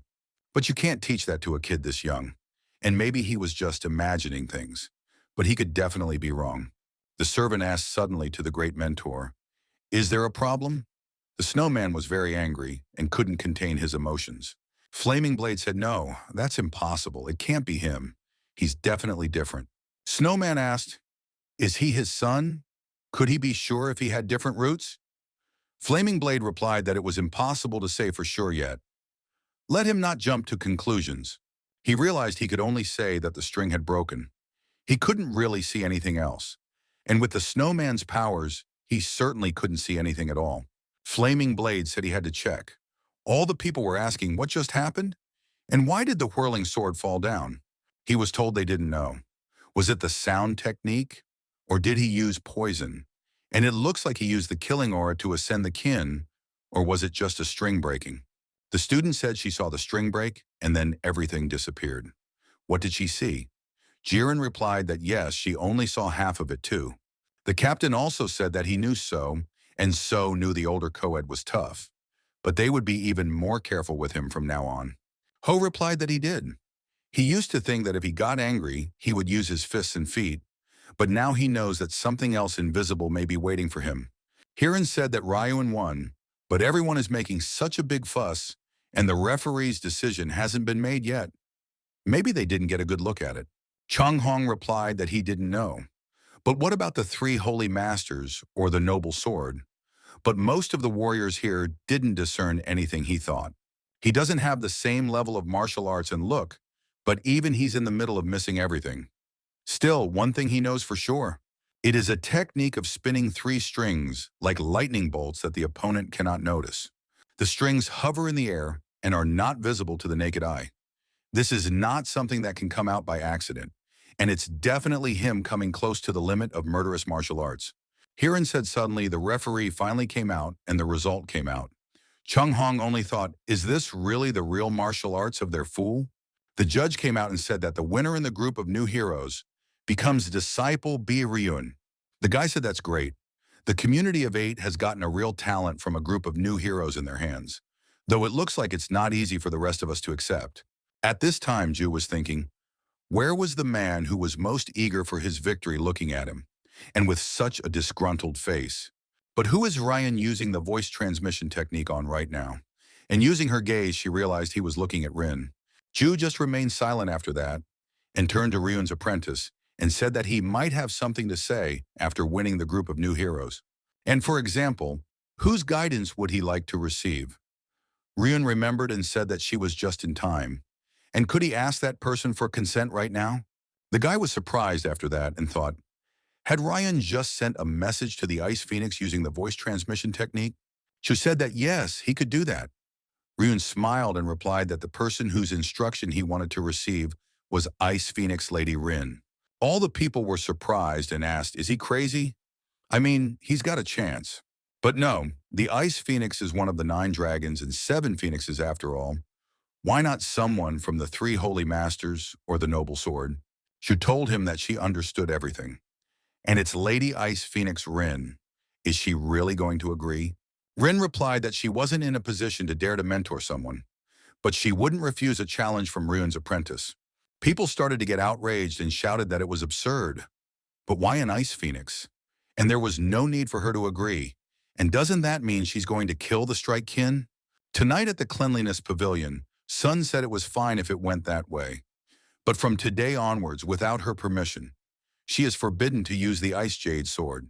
And especially in front of this guy. She must never reveal her abilities. Ryun started to address Miss Rin through voice transmission at night and said that it was a bit noisy around, so he used the voice transmission technique. And could Madame Rin hear him well? The girl was surprised at such clear hearing at such a distance. Ryun said, judging by the look on her face, she could hear. Guy thanked her for coming to tonight's fight, and because of that, he was able to win more efficiently, and asked her if she remembered the promise they had made the other day. If he triumphed in the group of new heroes, he would not have to answer her questions. And if he won in the finals, then Miss Rin would have to answer his questions. Rin suddenly didn't answer anything and listened only to him. But she said she already had some of her questions answered. He's her junior or senior co-ed, she thought, and she actually knows who he is. But the question she really wants to know, but it's not going to be easy to get an answer anyway. And in fact, their connection is probably a secret, which is why he keeps denying its existence. Ryun suddenly said that if she didn't mind, could he openly ask her to give him guidance? This was something like a sort of condition of their contract. In the event that before the end of the 3 St. Masters Festival, he loses even one fight, this condition will be nullified. And how does she feel about such an offer? Though, of course, he doesn't think such a thing could happen. Rin thought about how she should give him instruction, and judging by his skills, it was unlikely he really wanted to learn anything from her. But there's a good chance that they'll face him in the finals of the 3 St. Masters Festival, so why would he want to openly ask about mentorship? Rowan said that in return, he too would answer all her questions honestly, if possible, and he would answer everything he could. Afterward at the Purity Pavilion, Rin had said that was why she had responded by agreeing to his request for guidance, and to see if he had any clues to the location of someone dear to her. San replied that it was fine if it was as she said. However, from today onwards, she is not allowed to use the Ice Jade sword without her permission, and especially in front of this guy. She must never reveal her abilities. San suddenly asked her, why was she looking like that? Could it be that she had already shown him the essence of the ice jade sword? Rin replied that she didn't. She used the elder's technique when she fought him during open combat, but she had never used the ice jade sword inherited from Sabu. However, if she couldn't use the sect's best technique, she probably couldn't defeat him. San said that it would even be better if she lost. In front of him, even if her life was in danger, there was no need to use the ice jade sword. San suddenly remembered and said that Rin had said earlier that she couldn't even read it with her eyes, right? Maybe she could say, has she ever seen people she couldn't read? This guy's gotten a lot farther than she has. Maybe he's close to total enlightenment.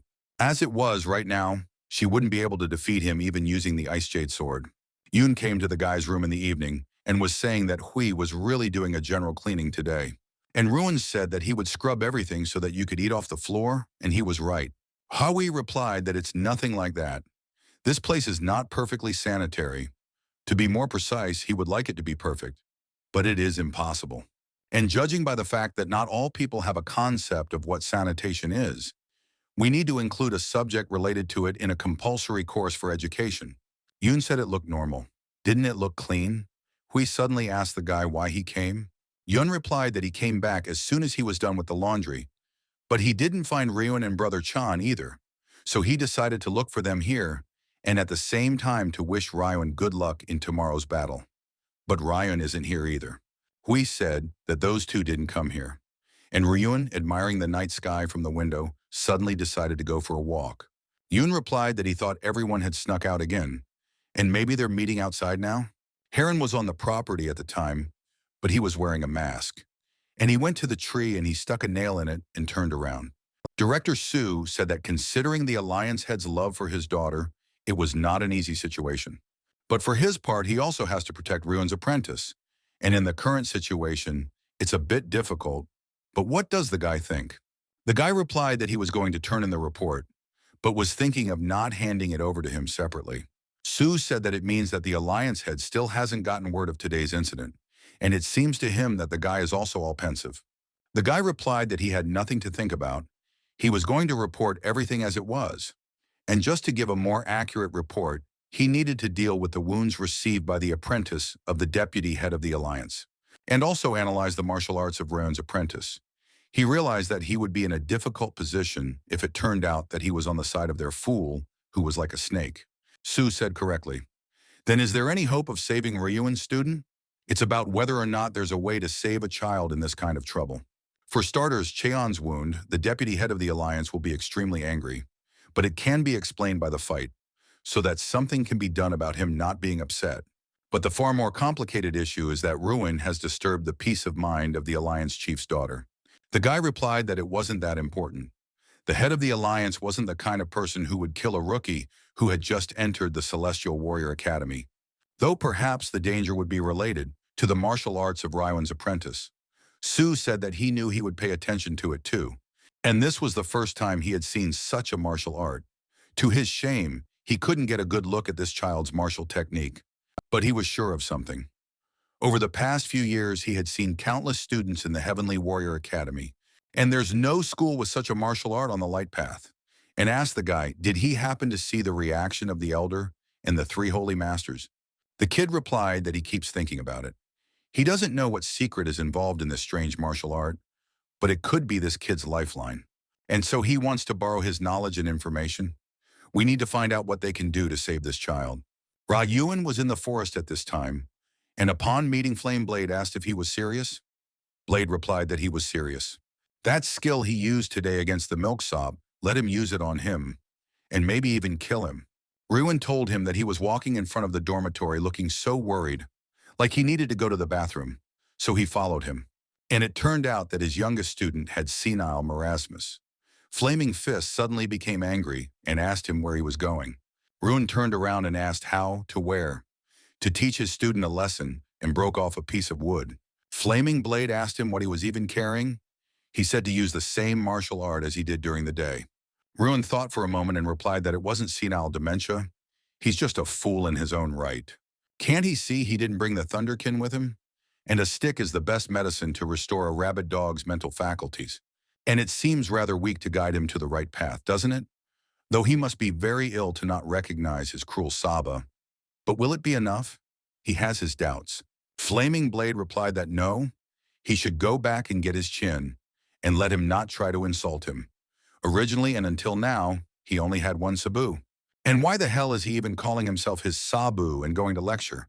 And it might even turn out to be an enemy of his Sabu. Does he think they will ever recognize him? Let him kill him. Rune said he didn't know what he was talking about again. But he knows one thing for sure. Let him attack. And today he would definitely fulfill his wish. Flameblade released his fire and immediately attacked with an attack. But suddenly he looked around and saw that the guy was gone. Ryun used his speed and launched his attack. Ryun looked that the flaming blade could do nothing to him and called him a fool and decided to teach him today's lesson. Cheon was waiting in his room for a guest in the evening, and when the door opened, he said that the guest had arrived, and he doesn't look good. Cheon decided to be hospitable and poured the guest tea and told him to take a mug. Shik said that if that boy ended up in his hands, he would break his neck. How dare anyone hurt his beloved, gentle, and shy granddaughter? And it had been so long since he'd seen Rin. Did he know what she was like? She was always asking him how his health was. He means before, when she saw him, she used to smile broadly, call him grandpa, and ask him to teach her something. She was just a sweetheart. But she doesn't say anything, so he doesn't worry. But I'm sure something bad has happened. His Ha-Ren, though smart and strong, is very shy and infinitely kind. And since the problem isn't with her studies, martial arts, or with her friends, then she's definitely got someone hitting on her. And if he just finds out who that bastard is, he's screwed, Cheon asked. And that's why he wants to ask him who it is. Shik laughed and asked, why would he ask such a snake-like underbelly? It's already clear that it's one of the students. Even if he knows, it's unlikely he'll tell him to protect him. But there are things he really should know. Though maybe he'd be wasting his time saying it. He'd heard he pointed out the name of the school, either the School of Thunder or the School of Lightning. And the name itself is just Sabu. It usually means that the person just wants to hide information. He's definitely suspicious. Cheon said he was more than half sure that the fact that he didn't use his hands wasn't a clue.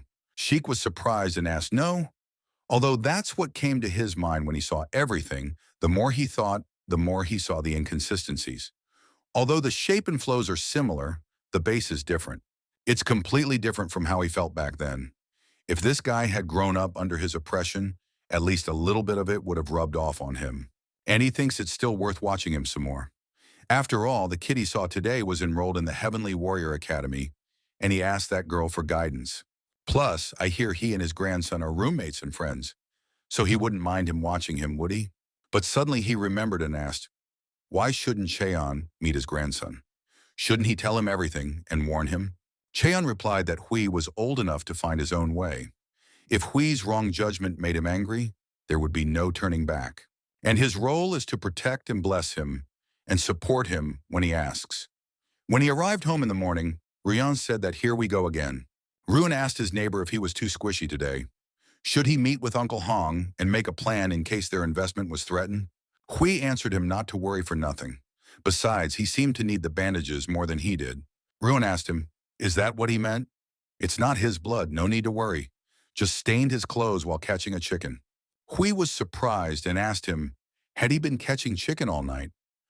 Ryun replied that it was just one big dumb chicken that suddenly started hitting and arguing with him in the middle of the night. So there was nothing left to do but grab her and teach her a lesson. Suddenly he turned to Hui and said he was a cleanliness freak. He asked, isn't there any way to quickly get rid of the blood on his clothes? Because the battle in the Queen of Swords group was about to begin. The next morning the judge began to say that the battle in the Queen of Swords group would begin. The fight will be between Snow Sword Maiden Kwang Ji and Ice Phoenix Nyarin. Rowan also came to the fight and said, what a shame. The places are such a mess. Does this rabble have to draw attention to themselves like this? Hiran also said, yes already, isn't it strange that their attention is more on Ryun right now? Chungun replied that for some reason he felt like he was looking at something he shouldn't be looking at. Is that seriously how he wants attention? Ruin asked his uncle, did he think so? Could it just be the result of several dramatic events overlapping each other? During the night, Hui had told the boy that the dirt was so ingrained that there was only one way to remove it quickly. Ruin asked him what it was. Hubby's immediate response was to burn it. The level of contamination is too high. For the sake of mental and physical health, the clothes would be worth throwing away. But if necessarily he wants to wear it, you will have to wash it 10 times to get it back to the average level of dirt. If you speed it up, you can invest in 5 days. Rune said that his mistake was that he was too presumptuous. Hui also told him that he had only had one set of dress and casual clothes from the beginning. He doesn't think the problem is the way he procrastinated with the laundry. Rune said, I mean, would it have been better if he had 20 pairs of snow-white new identical clothes like someone else? Hiran laughed and asked if Hui had lent him his clothes. Hui replied that he hadn't. He had never worn the suit. He wouldn't take it back either. Chung'an told him it was a good idea. It was better to throw it away than to wear it again and get some disease from their fool. Yun had not been distracted by this the whole time, and suddenly said that the fight was starting. But could he be wrong? But this is somehow too much to be called the Sword Queen's martial arts. Hiran replied that he didn't think Junho was wrong either. It's very different from what he's seen before. Isn't that right, Ruin? Ruin suddenly didn't answer anything and just thought. But Changhong, on the contrary, didn't understand. What kind of situation was this? Why would an ice phoenix use a sword technique?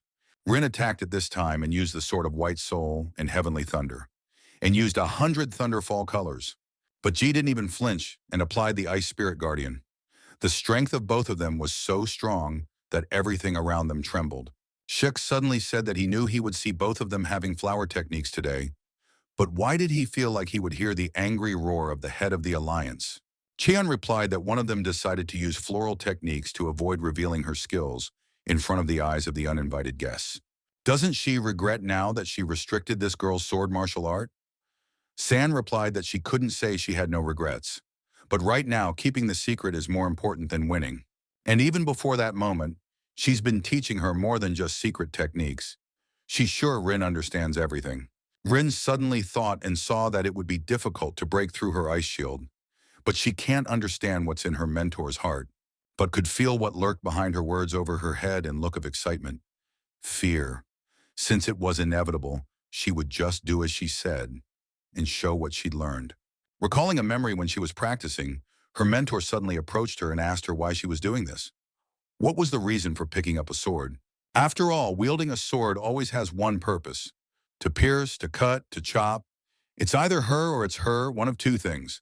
The head of the alliance had also told her that she had said earlier that she wanted to hold a sword. From now on, he would pass on their family's knowledge and techniques to her at every opportunity. And today he will teach her the sword of White Soul and Heavenly Thunder so that she can protect herself and stay on the right path. Rin said she couldn't protect herself and ended up just watching someone dear to her die because of her. I watched and cried. Nevertheless, they promised each other that she would become the strongest man in the world and find her. And that's why she has to be strong too, so she can protect herself. She wants to keep that promise. And when they meet again, she wants to be the one who can protect her. Her mentor told her that in that case, she was already half-trained in the art of the sword. Everything she would teach her in the future was already in her heart. And the power of the world's strongest man is needed to protect people's hearts and souls. All instruction is needed to learn how to control the heart and spirit. Rin realized that what she had learned so far was in her mentor's words. She shouldn't get attached to any sword technique. At this moment, Rival Ju was also praying that she would dodge the attack. After all, she had applied the hidden meaning of the White Soul Sword and Heavenly Thunder, and the dance of thunder splitting the sky. Rin suddenly grabbed the sword and said that she was grateful, but she wasn't going to dodge, and applied the hidden meaning of the Ice Spirit Water Sword and the Ice Barrier. None of them were going to give up and kept trying to attack each other and bring out the strongest. People were surprised and said that these two were really scary. Yoon also said that this attack was really creepy, and she fought back again. Hiran also said that yes, these two are really awesome. Isn't that right, Brother Chan? Chun Hong replied that yes, that's right. He saw that no matter how he looked at it, she was only using the martial arts she had been taught by the head of the alliance. But it's not like she's using those techniques to her disadvantage. So why does she act this way? Ju said, a beautiful sword technique, but she thought it was time for another one. Why not use the crown one, she asked. Rin looked and replied that she couldn't use it without her mentor's permission. Ju said she was sorry and decided to try again. Even though there are restrictions hanging on her, she can't give in. And let Mrs. Na be careful.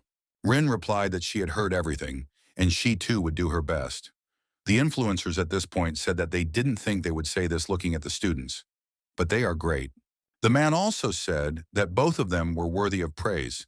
The Ice Phoenix was the heir of the Sword Queen and head of the Alliance, and the Snow Sword Maiden had inherited the techniques of the great mentor. And a great mentor has nurtured such talent. He must be very proud of her.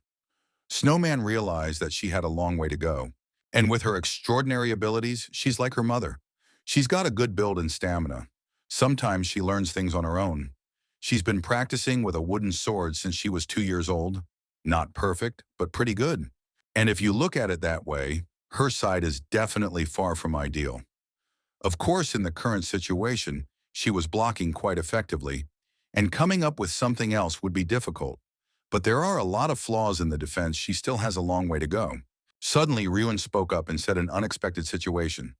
It's already been 279 seconds. How long will it continue for? Suddenly, the referee came out and said that the Queen of Swords finals had been stopped, and the winner of the fight would be determined by the judges' decision. Everyone was surprised, and Yoon said that the judges would decide who wins and who loses. Heron also said that if you look at the actual martial arts abilities, the Ice Phoenix has the advantage. But judging this fight specifically, it's hard to determine the winner. Chung Hong replied that a battle is usually judged based on the abilities displayed in a particular battle. Therefore, for the sake of their stakes, one can only pray that the Ice Phoenix wins. Ruin was surprised and asked him what he was talking about. Judging from the match, there's a draw. Chung Han was surprised and asked what? Isn't he in favor of the Ice Phoenix? He should be the one supporting her the most, right? Ruin replied, does supporting the lady mean he has to pray for her unconditional victory? Hui suddenly said that it looked like the judges had reached a verdict. On the judges' stands, a judge came up and said that in the opinion of the judges, the skills of both young ladies are as good as each other, and so unfortunately they declare a draw. But still, the appearance of the two phoenixes is a great fortune for the Heavenly Warrior Academy and a good fortune for the entire Murim. And he hopes they both become even more diligent. Ju said it was a good fight, and she will try even harder next time to see her special technique. Rin replied that she couldn't use it without her mentor's permission, but she did her best too. It was a good fight. At this time, Flaming Blade woke up to the screams in the arena and said that they were done. Suddenly, someone knocked on the door and asked the Flame Blade mentor if he was here. And he didn't come to the Battle of the Queen of Swords group. The other teachers had sent him to check on him. Is he here? Flaming Blade was frightened and replied that there was no one here and let them leave. The stranger asked, but then what was his answer now? Flaming Blade replied that he was busy and have them tell him that he's tired and will be resting for 2 to 3 days. This is infuriating, and also have them tell the others not to worry. Flame Blade leapt back and remembered Ryan's words as he said he still had a lot of work to do. He made sure to spare his face and muscles, but he thought the lesson was enough this time. Flaming Blade thought, what other lesson is there to learn? This was just a beating, and with each blow, he was beating him. Ruin knocked him out and asked if he understood now. Flaming Blade asked, and what did that mean? Ruin replied that he's been teaching him wisdom since they first met, and he still hasn't noticed anything. When he's wrong about something, you have to identify the problem and fix it. And he means the earth. He's always clinging to it, trying to do something. But is there any other way to fight? If he can't fly, how long can he hustle on the bare ground? Flaming Blade thought, is that why he kicked his leg? Ruin suddenly decided and said that he would tell him some things. The rest he would understand during his independent study. And now, they will start treating a student who doesn't even realize who his Sabu is and is talking nonsense forever. Flaming Blade took great offense and realized that it didn't work out. But for some reason, it gave him chills when he remembered it. But most importantly, he was trying to find out if it was his school that killed his past Sabu. He can't go into details, but as far as he knows, it's just him and the old man at their school. But the old man wasn't the type to kill out of boredom. Though given his temper, it's not so impossible anymore. But then he doesn't understand something. Didn't he say that his original Sabu had died of illness after coming in injured by someone? Flaming Blade replied that he did. Ruin asked, then why the hell was he looking at him as an enemy of the people? Maybe he was sparring, or was he guilty of something himself? It's not like his Sabu said he was offended and wanted revenge. So on what basis does he conclude that the guy is bad and he has to take revenge on him? Flaming Blade replied that his Sabu was never at fault or wrong about anything. Now how could he say such a thing without even knowing the man? His Sabu couldn't be like that. But he's in so much pain, he can't even think straight. And even his Sabu never hit him like that. How did that devil grow up like that?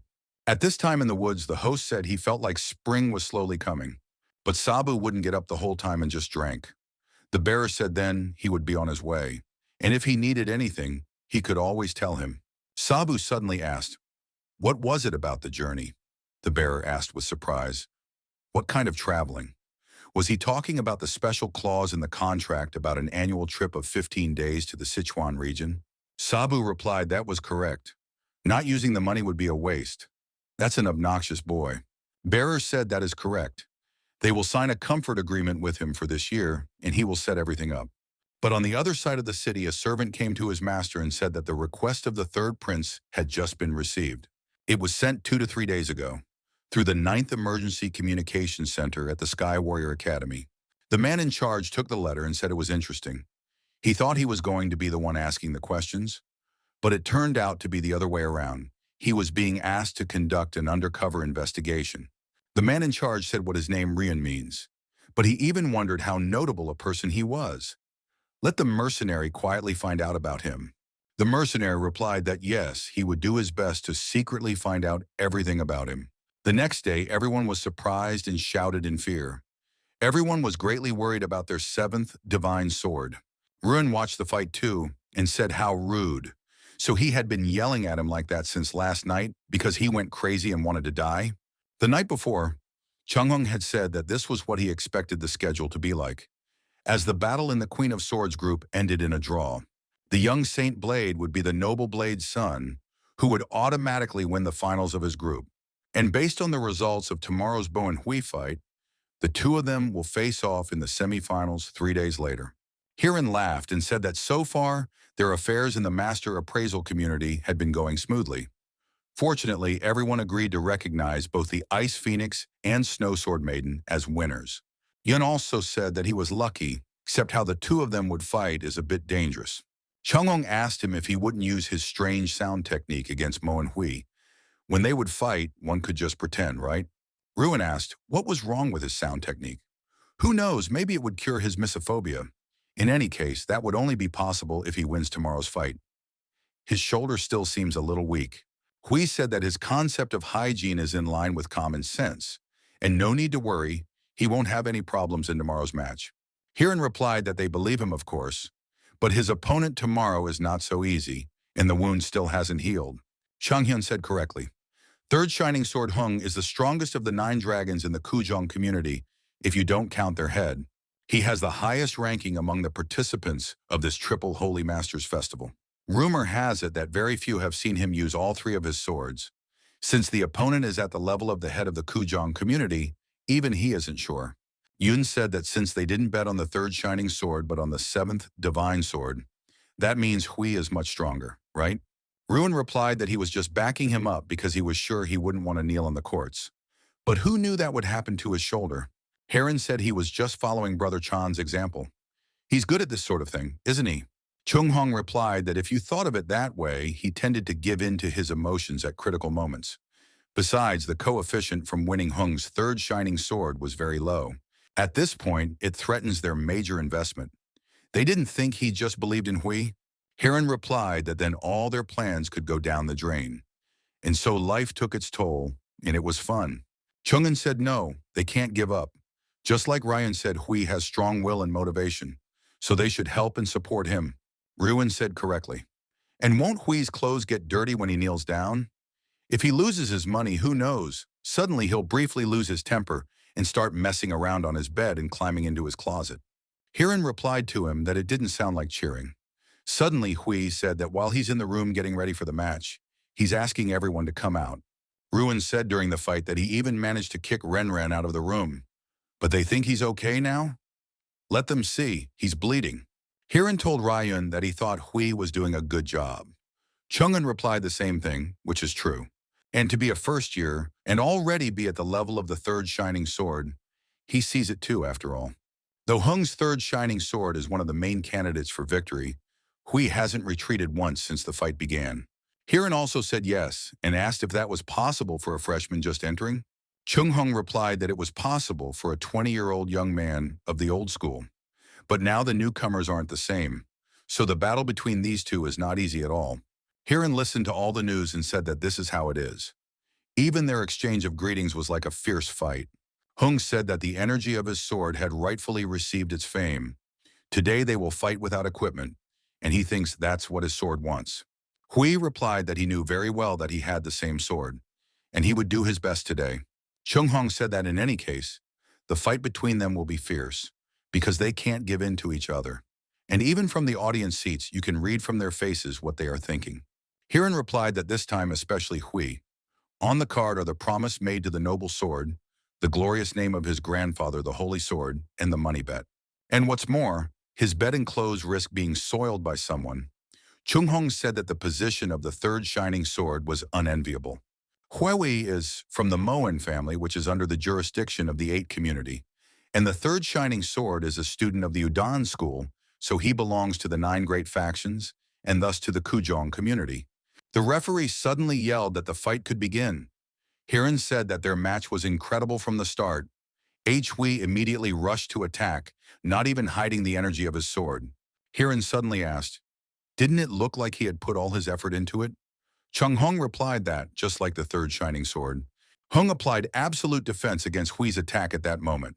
Chan Yong said as he counterattacked lightning fast from the beginning and pulled out his second sword. Hung used his strong technique and applied the activation of the second sword. Chan Yong said that this was truly a battle between strong opponents. And probably, with the exception of the head of the Kujan community, Hui is the only one who made the third shining sword use 2 swords from the beginning. But the problem is that his body is too tired after previous fights and can't take it all. But who would have thought that the third shining sword Hung would use up his strength so quickly in a battle against a newcomer? Hung said that the newcomer was living up to his expectations. In that case, once he got his hands on it, victory would be his. Suddenly, he applied the activation of the third sword. The third shining sword, everything is at stake. Hui was not confused at this moment and applied the wisdom of the 3-cent sword, the 3 links flying sword, the sword of all beginnings. Hui said that since that was the case, he too would apply the flow of the Milky Way beginning of the era. But in the end, it ended up being much more complicated than he thought, and his arm wounds were open and bleeding. Hung was also running low, and his whole face was covered in blood. But he did not give up and said that it was excellent. Hung said as he acknowledged. The immature freshman made him stick his sword into the ground. He had definitely lost. Hui replied that in his opinion, the sword of the enemy was truly amazing. Suddenly he could not help himself and fell to the ground. Hung couldn't help himself and started laughing. But it was much worse than that. He couldn't help it either and fell to the ground. Both of them were lying on the ground and didn't even move. The battlefield was so destroyed, it was as if a world war had taken place. The people were all surprised and said that the third shining sword was a real man, and they were all seething inside. The guy who was a friend of Hung's and said he was really a strong and powerful man. But the girls couldn't hold back their tears at the fact that Mr. Moan had passed out and wasn't moving. And shouting that he can't fall now, he must see the moment of awesomeness with his own eyes. Ruin asked, what was this incomprehensible reaction? Was he the only one who got goosebumps from that sight? Yoon replied that these two, don't they look so cool? Hiran also said that yes, they are definitely admirable. Isn't that right, Brother Chan? Chung-hong replied that he couldn't say. It was too early to admire. The most important part remained. Ruin asked if Hui had won or not. The third shining sword said he lost, but Hui fell first. As a misophobic person, he should have fainted standing up. Why fall on the muddy ground? Chung-un replied that announcing the winner is very important. If Hui wins, he will admire him all he wants. Here comes the referee out. Sidya came out and said that the winner is the third shining sword and the 7th divine sword of Mo and Hui. Yoon got upset and said that's what he thought. Hiran also replied that their buddy Hui had done it. But Cheng Hong couldn't help himself either and said that their Hui had done well. Suddenly he started shouting loudly. Ruin said that he liked making money anyway, so why is he missing something? Should he use the new martial art he had prepared specifically in case they met in the finals? Hui asked with surprise. A new martial art? It's not easy to invent, but he was too tired to respond to his jokes. Ruin asked with surprise, joking? This martial art even has a cool name, Great Awakening. Hui says he doesn't want to hear any title.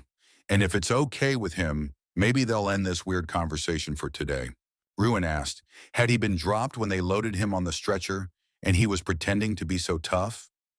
Maybe he wants to give up on the finale, or maybe during the treatment he was diagnosed with another incurable disease in addition to his misophobia? Ruin saw that he wasn't getting an answer and collapsed on the bed. Hui was surprised and asked, what was that? Ruin answered him, can't he see? His shoes, which he hasn't washed once this month. He has a habit of throwing a slipper in the face of assholes like him. Chung Han was suddenly saying in the evening that it turns out he can't make a ruling on his win because it was ruled while he was passed out. Chun Hong replied that yes, he is. He knows that you have to respect the judge's intent and evaluations, but he's worried that he's going to appeal it. He wants to stand in front of his grandfather with confidence. Even if he appealed the decision, it wouldn't change, would it? Chun Hong replied that of course it wouldn't change. It shouldn't change if it's about their bets. Either way, he should calm down and go get some sleep. Ryun replied that he didn't need to go anywhere. This room is suspiciously empty, and there's a spare bed here. Ruin looked at the bowl and asked, is it really bellroot? It tasted more like high-quality ginseng. How much money do you have to spend to use it as a regular snack? Chung Hong asked, where would an ordinary freshman get the money from? Even though it tastes like ginseng, it's just a bell. But since it's his precious bell, stop eating. Let him go to bed already. And it looks like he got kicked out of the room again. If that's the case, he can go to Heron's room next door, like last time, and Yoon can go here. And he's too crazy, so he'll be disturbing his sleep. Ryun took the roots in his hands and said that judging from the fact that they don't have a light on, they're both asleep. Besides, he's not crazy. And he would show him the very essence of tranquility so he could go to bed. Chung Hong told him not to touch anything so as not to raise dust. Quietly let him lie down and sleep. Why is he so cranky today anyway? Ryun asked him, did he think he wouldn't have been kicked out if he had been more tactful? He dropped something almost accidentally on Hui, and he suddenly needed some time to himself. Suddenly, Ryun put his hand on the table and felt something. Chanyan asked him what's wrong. Why is he banging on the bed? Let him go to bed faster. Chungin realized that it was strange, and there was nothing under the bed. He couldn't feel anything like that. So why was he banging on it all of a sudden? Ryun said, after all, this room had seemed suspicious to him from the beginning. Chunghan realized things were bad and thought, how did he know? Ryun put his hand on the wall and said that it was here. Suddenly, a door opened in front of him. Chunghan felt that he was in a bad way. At this time, his Sabu was saying that the main capital had been invested, so it was safe to depart. The man said yes. He hopes he'll be comfortable. It's such a sunny weather today. It's a good day for a trip. Ryun walked into the secret room and asked with surprised eyes, what is this? This is just amazing. And why is it all in his room? Chunghan pretended he didn't understand either and asked the same thing. What were these things? He didn't know he had such a thing in his room. Ryun asked him, didn't he know about this until now? How was that possible? And he's surprisingly kind of dumb. Chung Hong said that it was just Qin Ruyuan's lucky strike. But why did he even find the stash with that level of mechanism difficulty? The guy noticed something and asked him immediately, why did he lower his voice like that? Anyway, since he didn't know the stash existed, he would explore it with him. Chunghan replied that he didn't need to, and that one should be cautious with such things. That was why he lowered his voice. Let him think, who would dare to hide something like this in an academy dormitory?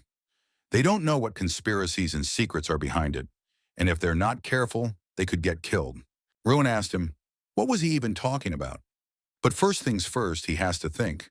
Since it's not his, whose is it? Chunghan asked, how can he build all this when he himself was recently assigned here? He doesn't know whose it is or who built it either. Ryun said, then it belonged to someone who lived here before him. Judging by the fact that he left everything in a place so easy to find, and he's probably a complete idiot, maybe there's something else he doesn't know about. And he suggested we do a thorough search. Changhong told him that he was right. But this is his room. He'll explore it himself when he has time. He doesn't need to worry. Ryun replied that he'd rather look for it himself. Or is Chung-han just a greedy person who wants to grab everything for himself? Chung-han couldn't help himself and suddenly started laughing loudly. And he told Ryun that he owned this room, so even without him, he would have found someone. But since it's his, it'll be split in half. After all, according to his intuition, even if they dig further, this stuff is probably the most valuable. Chanyin at this moment only wished that he would get the hell out of here. Otherwise, he would leave the academy in an emergency, be banished or locked up. Rian would die so that he could survive. Rian said it sounded convincing. All right then, but it doesn't sound like there are things in pairs for every creature here, so it's not clear how to divide in half. And why don't they decide who gets to rock, paper, scissors? Chung-hong got excited and said he agreed. Chung-un told him at once that he would be left a fool. After that, Ryun leaving asked him what didn't turn out the way he thought it would. He would play with him sometimes, but that was it for today. Hui suddenly woke up after resting and was saying that he thought so. He was going to put forward an appeal and appeal the decision of the judges of the Holy Sword Group match. Hui felt someone touching him and turned around to ask what was he doing. Ryun replied that it had slipped out of his hand. That's because when he listens to nonsense for a long time, his hands sometimes get weak. Hui realized that he had suffered internal injuries during the match, so he needed absolute rest. But what a disgustingly dirty thing this place could be. He felt he needed absolute peace. But if you think about what the healer said. But suddenly the doctor came in and told the guy he was already awake. But he can't move for a while and just lie there. He's got a shoulder injury and an internal injury, so he needs absolute rest. And he was confident of their victory in the Holy Sword Group. He congratulated him. We asked the doctor what he meant. Did it turn out that he had won or what? The doctor replied that he wasn't sure if that was what was called, since the fight ended on equal footing. But considering that they fought with a shoulder injury, isn't it logical to give the freshman a higher grade? And besides, it was nice to see a descendant of that very same Holy Sword win in the Holy Sword Group. Just then, Ryun came in and asked the guy, "Is he still acting like he's dying?" Hui saw the big bag and asked what did he bring, and what's all this? Ryun replied that he had picked up a few things on the way, and here's a powder that, when mixed with even cold water, can skillfully remove bloodstains. He'd picked up all sorts of cleaning products, and instead of thanking me for my notes on general lectures, unlike one rec, he's busy preparing to the last minute. The servant at this time was telling Sabu that as he had previously told him, from now on, to ensure that he traveled to the highest level, they were providing a rickshaw or a wagon, depending on the situation, and will also provide snacks, alcoholic beverages, an interlocutor, a sightseeing guide, a gaming companion, and any assistance as per the clauses of the contract. But of course, the trip is limited to the Sichuan area. However, by selecting only the best sites, they made sure it did not lack a comfortable place to stay, interesting excursions, and warm memories. Also, he was supposed to accompany him, but his knee hurt. So as a heartfelt apology, he prepared this, and he hopes he enjoys the trip. Sabu was surprised and said what a useless thing to say. He'll have a drink and get on the wagon, and he will protect his house well from thieves. The servant saw the master off and wished him a happy journey lastly, but he realized that he had been ordered earlier that after leaving, let him make a survey of the residence of the person under investigation. And then the path will immediately report if it finds anything related to Unbi's name, a woman's footprints, or clues to her whereabouts. The next morning, the judge said that the long-awaited finals of the Three Holy Masters Festival would begin from now on. The young Holy Sword, the young Queen of Swords, the young Holy Blade, and the young new hero should be in the finals. But the young Holy Sword turned out to be from its rights, and there was a tie in the Queen of Swords group. And it's basically a battle for the title of this year's best. And in the final match, the Noble Blade Sop, the young Holy Blade, and his adversary will be a young new hero who has become a hot topic of discussion this year. After that, the guy following everything said that this Ryan has a lucky chin strike. People started asking, did that really become his nickname? Some fought to a draw, another refused, so he was just lucky to make it to the finals. So now he's not just an impact chin, but a lucky impact chin. He's weird, sure, but isn't he strong enough? Ju said that she thought the nickname was inappropriate. He didn't bring chin today. The guy replied that he too had his doubts when he heard the nickname attached to the apprentice Rian, but he agreed with the lucky part. All because apprentice Ryan was able to make it to the finals without revealing his skills. If he had gotten through the semi-finals with a young sword queen or a young sword saint, they would have a better idea of his actual strength now.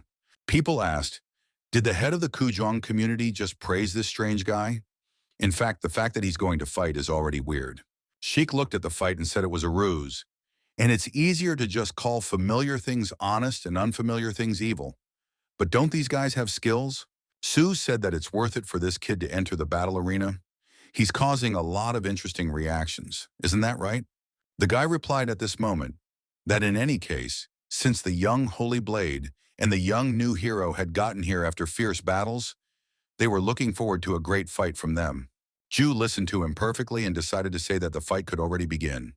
And this is the finale of the Three Holy Masters Festival. Sop suddenly plots that there are rumors that he is using the huge chin in a strange way. So why is he without it today, young new hero? And if he wants to give up, he asks him to change his mind. He has a dear man who is eagerly waiting for him to win a worthy victory. Sop remembered that very mysterious stranger, and he hoped that today she would see his magnificent fight and come to him once more. And this time he would not let her go.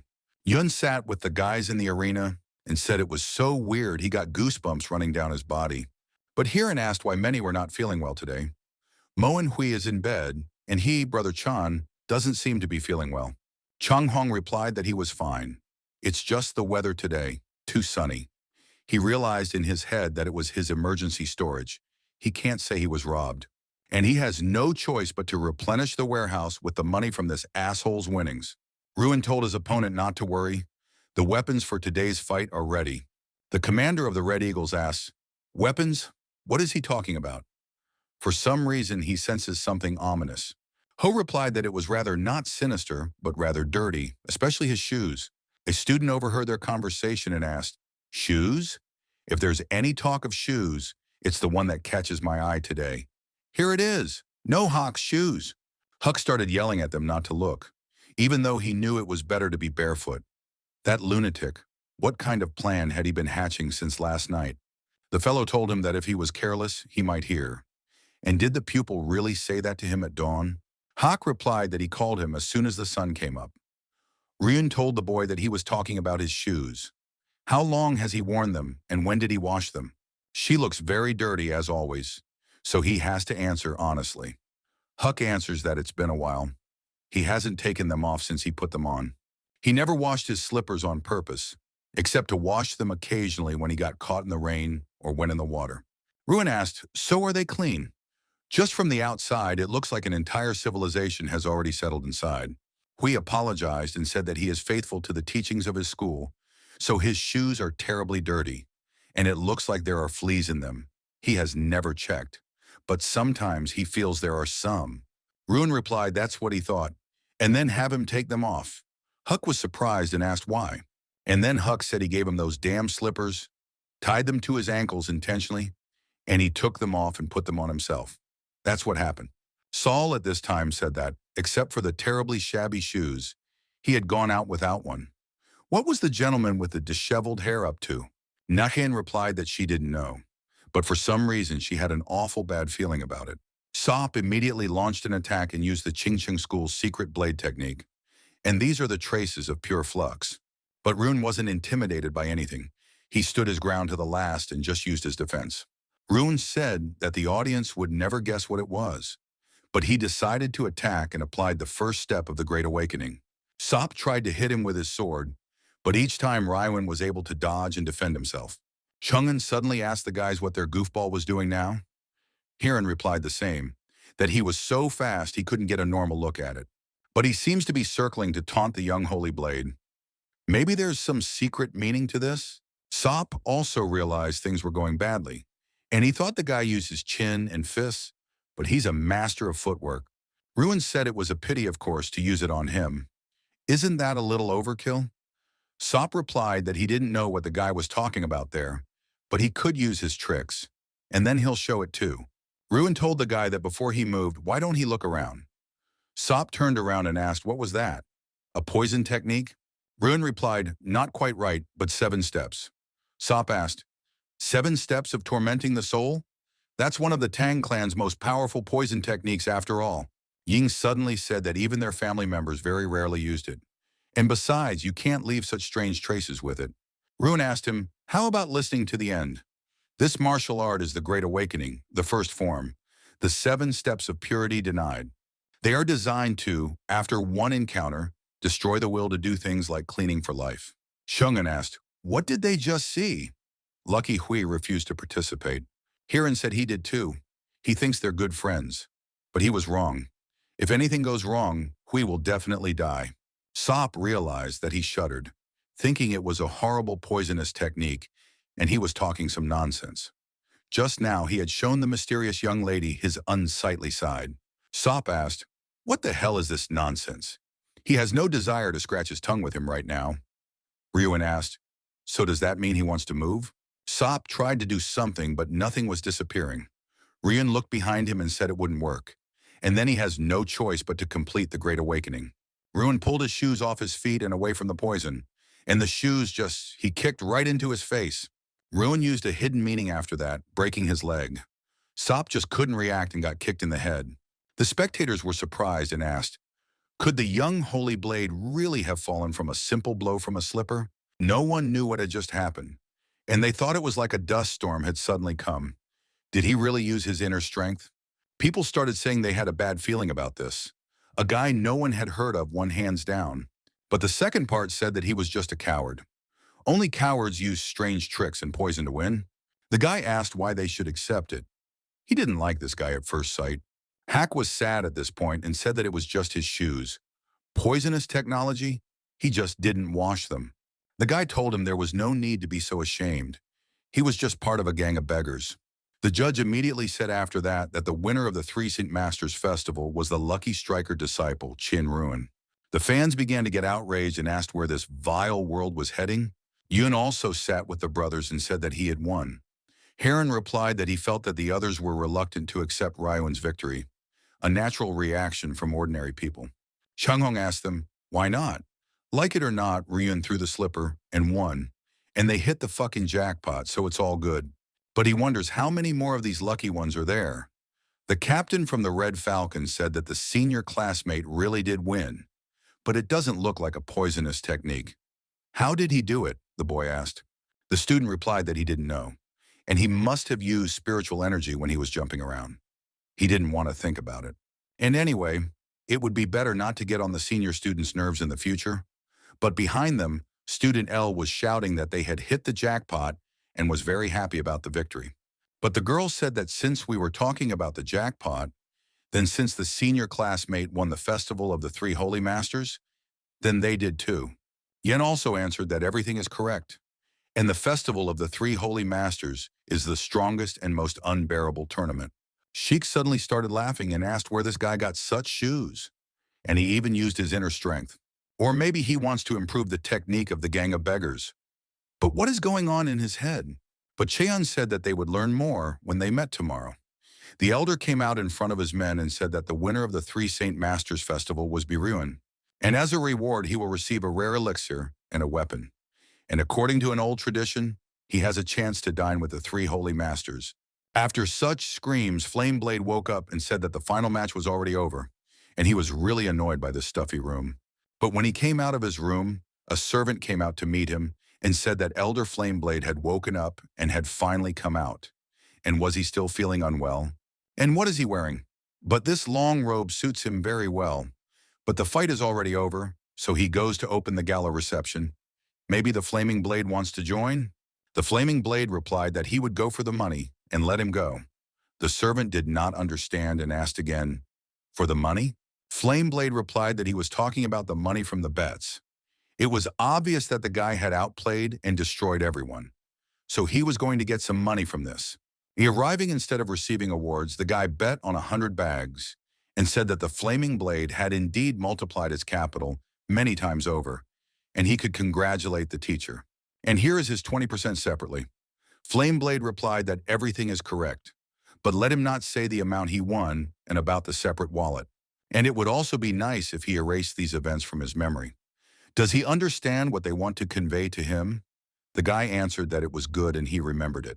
Flameblade thought and actually knew that Chong would win no matter what, but he looks like a scoundrel who steals half of his money. And the guy couldn't imagine that he would additionally put the rest of his funds towards living expenses and an emergency reserve. The stupid demon thinks that he will always obey him, but he won by hitting his weak spot. The betting man looked at him and wondered if the flaming blade was happy to have won so much. The shift man replied that he was. He didn't know why, but it was a little scary. Chung Hong was also very happy and shouted with joy because he earned a lot of money for his life. Ruin saw this and told his uncle that he had the most. Maybe they could play once tonight? The bet was 1 to 10. How did he like that offer? Chung Hong replied that he didn't. There was no need to knock on his room's door tonight, and he gave up gambling. From now on, he was going to live righteously. Heron also laughed and said that Brother Chung Hong really won a lot. He even invested his friend's shares. They must be very rich. And Hui would have given everyone receipts, but it's not bad as is. Yun supported him and also answered that everything was correct. It was the first time he had such a huge amount of money in his hands. His heart was even pounding. In the evening at the mass in Nanchang, El said that if he admitted that he lost in insight to the Red Falcon team, he would really have to buy the first floor of the mass in Nanchang. But is there any way to rent a place for the academy students at half price? The fat man replied that he could not leave the academy without permission until the end of this month. This also applies to the mass in Nanchang. But in any case, he still needs to find the money that was lost on bets. And why the fight ended like that, he doesn't even understand. El laughed and told him not to worry. There was someone who could handle it using his name tag. It was safer than if he went in person. But the commander said in the evening that in accordance with plans 1 and 2, they did everything correctly, indicating the rates. But in any case, it's a lot of money. Will it be okay for someone to bear it alone? The guy answered that it was definitely true, and the academy had only one student who could covet the money of the Red Falcons team, and that was the senior fellow disciple. But why Yi Yun Ho and him think that he is the most suitable, but only he has a chance to escape the gaze of the senior classmate. That night, Chung Hong decided to take a different approach and began to move all his things. But on the way to him, Ryuan came out and asked him where this uncle was going. After all, the load in his hands looked heavy. Maybe he needed help? Ruin came to his student and said that half of the money was commission. Flameblade asked what he thought. Is there more? He's already stripped him bare. He might as well take everything. Flameblade thought the guy was probably extorting money from the Red Falcons as well. Ruin asked, in what sense did he fleece? He gave the students useful information and only took half as a fee. And there is no point in showing greed, since he earns money from others. Let him stop talking about it already. After that, Flameblade realized that he had completely deceived this idiot, and it wasn't about money or greed, and the main thing is that he had defeated him. But suddenly Ruin came in and asked what they had there. The Flameblade turned around and saw his terrible gaze. The students said that they had come to Sichuan and could finally relax. And if tomorrow they run all day, then they, like guards, will be able to return back faster. His friend replied that they were going back anyway, and he really didn't mind if they had a few drinks. But the elder of them said that they had done a good job this time and had saved his life many times. So today he was going to get drunk. But the guy saw a man in front of him and immediately imagined all his training in the forest. And he asked, is this really that same Sabu? Sabu heard his voice and asked the guy with a surprised face if he really knew him. The servant told Sabu that after he returned from the toilet, his complexion was not very good. Maybe something was wrong. But if he has problems with digestion, he can bring a doctor or prepare medicine. Sabu replied that everything is fine. He will go to bed. The servant said goodbye and wished the master good night. But Sabu did not pay attention to him and continued to drink. But suddenly he remembered how the guy approached him in the city and said that he was mistaken. After all, he just thought for a moment that he looked like someone else. The other guys froze for a minute and said they were glad they were wrong. He has nothing on his wrists or ankles. And that old man lives alone on Mount Emi, so they would never meet him here. The second guy answered that it was true, and he hoped that they would not run into Sabu on their way to the disciples in that wilderness. The elder told them to shut up because he could see that they were chatting here. Did they forget that their group was forbidden to divulge information related to him? The elder apologized to the master for mistaking him for another person, and it was time for them to go too. Sabu immediately threw the jug on the shelf and said that there were very strange things going on here, and no one was allowed up the mountain except girls, and there is nothing noisy near his house. He remembered all the moments with his student, how he looked after the master all the time and did what he wanted. But Sabu was upset and said that he didn't know why he even thought about that useless idiot. But he decided that when they returned, they would need to thoroughly explore everything around. At night, Yun and Heron slowly walked to Brother Ruin's door. They knocked, but there was no answer. Yun asked if he was sleeping and suggested going back to their room. Heron said he was sorry. He wanted to confirm what he had heard from Ruin.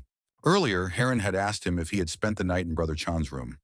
What were the two of them doing there that he was glowing today? Ruin replied that it was nothing. It was just that there were a lot of expensive snacks in his room. He ate them alone at night, so he decided to help so that he wouldn't get indigestion. Heron said that they would come again tomorrow then. They too must save Brother Chan from indigestion. Yun asked in surprise, why? He wouldn't be angry if they woke him up. Heron said he was probably right, and he wasn't sleeping, and it looked like he wasn't even in the room right now. He was becoming more and more curious about what kind of person he was. And maybe next time he should ask for information about Chan's 25-year-old brother. And it will be interesting to see what they would tell him if he turned out to be their man. At this time, Chung Hong was in his sect and listened to his disciples shouting that they believed in him. He counted that he was removing the shadow from their shadowless squad. Chung Hong replied that they were always throwing words around. Even without those words, he was going to fairly divide their increased fun. But suddenly the servant came and told the chief that news had just arrived from the White Stone, and he handed him a letter. Chung Hong looked and replied that it happened faster than he thought. But suddenly his face changed dramatically from what he saw. After all, the letter now talks about graves. As a result of the study of the dwelling, nothing was found that would indicate the level of martial arts, weapons, or other features. However, due to the terrain, there could be caches there, so a thorough study of the entire area was carried out. And on the second day, several graves were discovered. In the graves, firstly, the skeletons of a large number of people were found near the house, who were tied up and buried together. All of them have serious injuries. Along with the fractures, signs of poisoning were also found. Secondly, 30 steps from Sabu's room, in unmarked graves, two wooden boxes were found, buried at different times. One is several decades old. The other is at least 100 years old, maybe more. Both are clothes and other essentials. And judging by the size of the clothes and the type of personal belongings, these are traces of the existence of two different people. Presumably, these are boxes with the belongings of the deceased, and both deceased were young men in their teens. Thirdly, a box containing the deceased's belongings was found near Sabu's empty room, which presumably belongs to his student. This box was secretly buried about 10 years ago and had no identifying marks. Inside were women's things. Presumably, they belonged to the search object. The small items belonged to a child who is not yet 15.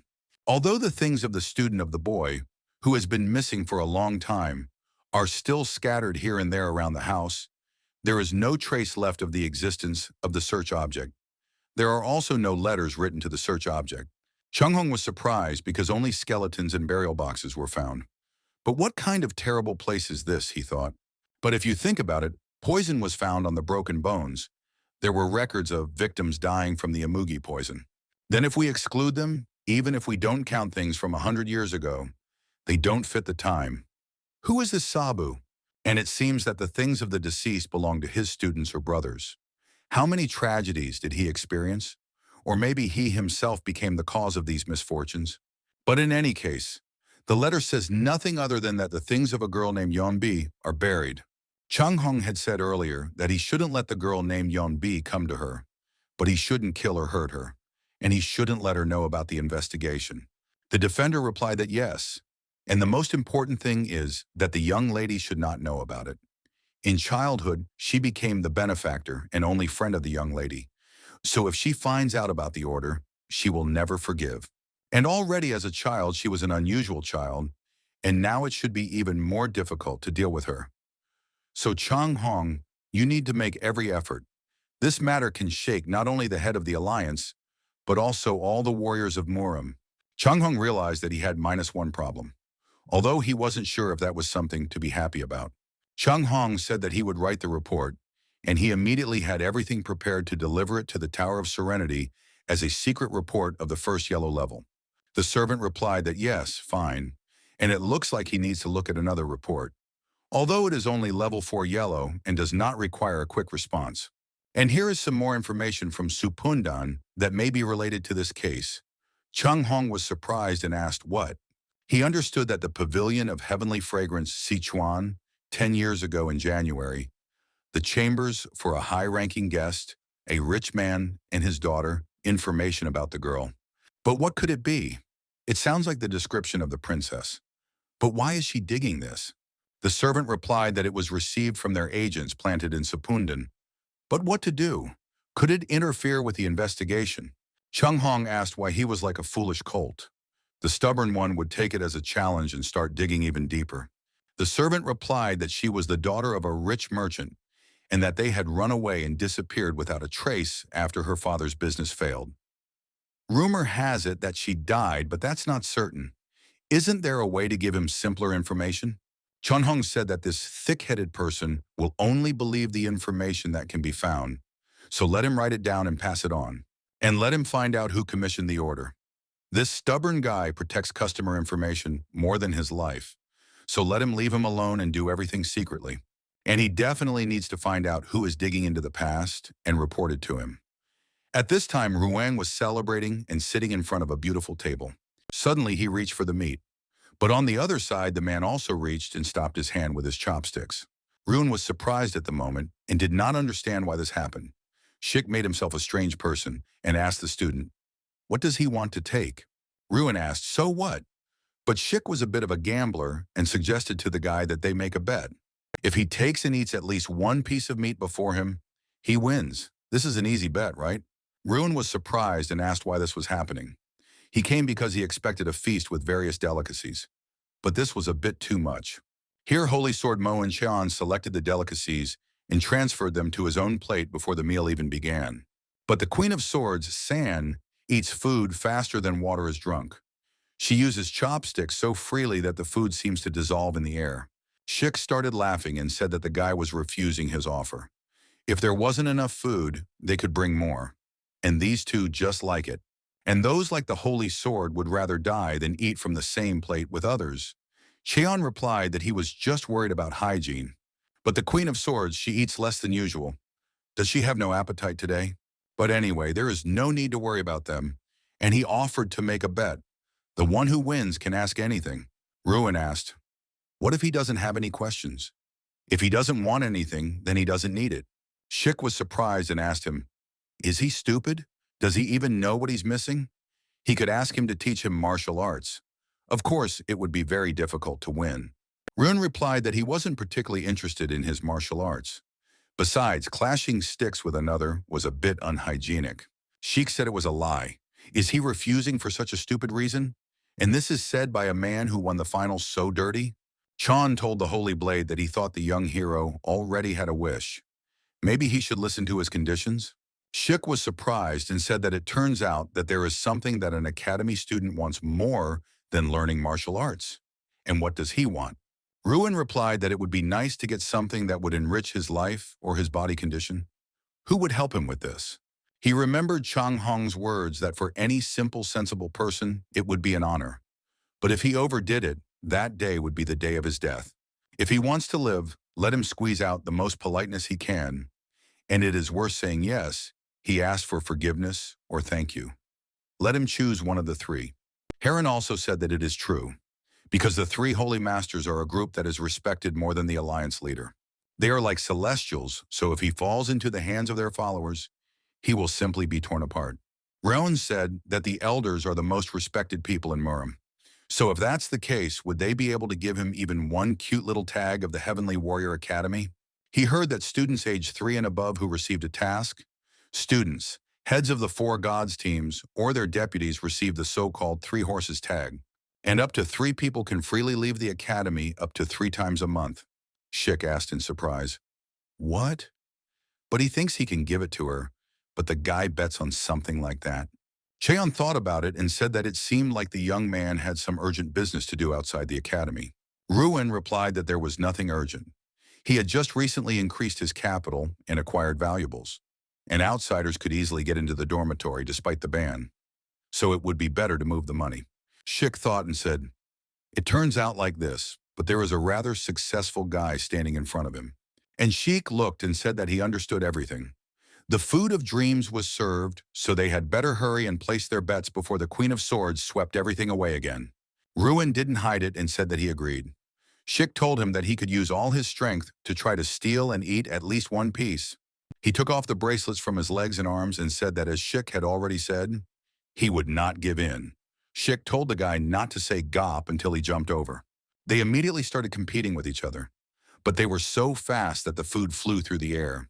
At this time, in the Tower of Tranquility, the head received a letter and said that she was not one of those who would die so easily.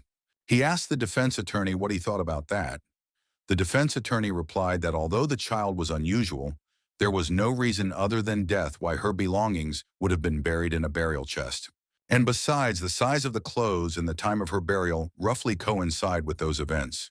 The chief replied that yes, and it seemed to him that they had not gone far. The leader understood that he couldn't tell Rin about this unexpected circumstance now. And then for some reason, even the doctor forbade Rin from entering. And he didn't even suspect that she cared so much about Rin, even when she was dying. And now he is ashamed. He thought and worried only about his daughter. The defense attorney asked what he should do with that Sabu after the investigation. Since things turned out this way, it would be worth asking him personally about some things to confirm them. For example, about the death of that child and the owners of the burial boxes found in that area. And also, wasn't he the one who trained the Red Falcons team before? He suddenly remembered what he heard from San and San's San about training. The team captain told him that he had never seen them, neither the boy nor the girl. Although, come to think of it, he had heard that he had one student. But suddenly Sun said that she wasn't sure, but she didn't think he had a student. Even for the girls of the Red Falcon team, it was pure hell. If such a rude man had a simple student, she would die in 3 days. He is so rude and cruel that he would never be able to educate a student. The commander got angry and told San to shut up. She can't say such dangerous things. The defense attorney said that judging by the fact that this master lives there, looks similar, does not use weapons, and treats students cruelly in order to get money and food. Even if the kids exaggerated a little, he thinks it's the same person. Although there are discrepancies between this report and the Red Falcon's memories of Sabu, judging by the way the deceased belongings were carefully buried, it can be said that she was a favorite student. However, according to the students of the Red Falcons team, he was too sensible for a person who suffered such a loss. With his reclusive nature, if he had lost his beloved student 10 years ago, he should have been sad and downhearted, just like what was described in the recent report from the Shadowless Squad. But from what the Red Falcons team said, one gets the impression that he is a joyful and energetic person. We need to investigate further. Maybe ask San and San a little more. The boss told him to stop everything, and he understands the reason for such crazy behavior. But no matter how harshly he treated them, the students he raised from childhood were like his children. The child's death must have killed his heart, the pain and grief that tears at the heart more than physical pain. And he understands. And he is a father. How can he not know about it? So when he meets a newly blossomed bud, he has no choice but to instantly change, because this time he decides to do everything in his power. Even if it's just for a moment, he can't help but do it. And now he's in his debt. Don't rub salt into his wound and let him leave it alone, and he'll think about whether to tell Rin or not. After dinner, the guys came home, and everyone was surprised and said that it was a gorgeous table. But what is it? Ruin asked, "What do you mean?" He bought this after the official dinner. They should join in too. Chung Hong replied that it was cute, but strange. Should he wrap up the food from his party? Wasn't he supposed to eat his fill there? But he came back here and ate again. Heron laughed and told Chung Hong to introduce himself. This is his glutton friend named Ruin. They are so considerate, everything is even put in individual boxes so they can eat without fighting over every piece. Ruin asked, "What other considerate ones?" They were acting so arrogantly that he couldn't even eat. Chung Hong asked him what he was even talking about the 3 holy masters. What did he do again? Ruin replied that he had done nothing wrong. It was them. One had offered a bet that he would not be able to eat. The other had incinerated the bowl with his chai. And finally he agreed to the bet. And when he was almost winning, suddenly someone pierced a piece of meat. Chun immediately said that the young new hero had won. That was how they finished their meal. They were interrupted by Grandpa Hui, and he is an exact copy of him. The food in the table were really dirty, so it's better not to eat it for hygiene reasons. Chung Hong asked him in surprise. Was he really saying that he had won the argument with the Holy Blade? After all, if it weren't for the Holy Sword, it would have been a clear victory. How about changing your nickname to the Lucky Gambling King? But Heron told Brother Chang that this was not the main thing now, and he asked Ryan what he had won in this incredible bet. Was it this food? Chung Hong asked him if he had snatched money from the three holy masters. Ruin replied that of course not. He actually won something more valuable than money. People call it freedom. Now who wants to grab a bite to eat and go with him? Soon Ilchui received the information and asked him what he was saying about the three-horse tag. The servant replied that he was. After the words of the Holy Blade, Director Peng immediately handed it over to the disciple. Ilchvi said that during the first semester, going outside is prohibited since he wants to go out because he has some business. The servant replied that when the student left the academy, they would assign a person to him who would conduct a thorough investigation. Ilchvi said that this is an unusual child. Don't overdo it and be careful. And by the way, they are leaving now too. That same day, the principal of the school went out with the rest of the strong disciples and his workers to bid farewell to the three strong masters of this world. Sheik said that this festival of the three holy masters was interesting, and since they got rid of the kids, maybe they'll go and drink with the elders. San asked him if he liked it, despite the fact that he had lost face in front of that ignorant foal. Besides, it was so loud that they never found out its origin. Shik replied that this was the plan, and even asked Chun if he knew about it. It was all his fault. Chun replied that it wasn't that they didn't learn anything at all. At the very least, they learned that they weren't the same. Hadn't he felt that? Sheik replied that he did. He really didn't experience the same unpleasant feeling. Today's boy is black, but pure. This blackness actually feels purer and deeper. But Chang Hong told him that the sprout that grew from him would never be so pure. And it is said that the color of martial arts comes from the mind. But martial arts taken to the extreme dominate the mind. Sheik replied that it was exactly his character. That one was impudent and arrogant, and today's guy is rather funny. In any case, his son-in-law and his men from the academy would be looking after the boy. So they better put it out of their minds and have a drink. Isn't Sun hungry yet? Chun replied that he thought so, and suggested that they also have a snack before going their separate ways. Of the three of them, he and San were the most attentive to food. This was easy to understand from what she had taught her son-in-law. San replied that he was like a bear, pretending to be a fox every day. He just wanted to make the one who ate the most pay, as always. San immediately started jumping in front and said that they could make a bet. The one who eats the least today pays. Chung Hong yelled at San that it would upset the balance, and Shik said that he actually liked it. In the evening, Yun and Heron went for a walk to the market. The guy was surprised to say that it was the first time he bought something like this on the street. And now he thanks Ruin because he has such experience. Heron answered that it is true. He also thought that he would only be able to go out on the Mid-Autumn Festival. But Brother Chang seems to be in a bad mood. Chung Hong replied that he wasn't in a bad mood, he was just worried. And he didn't understand where their fool had gone, leaving them here. Heron said he had a huge bag of money with him, so most likely to the mint. And there are places in the academy where you can leave money, but since it concerns Ruan, he wants to put the money into circulation. Chung Hong replied that no one knew, and maybe he wasn't the only one. At that moment, Ryan was in the Fire Fortune Mint.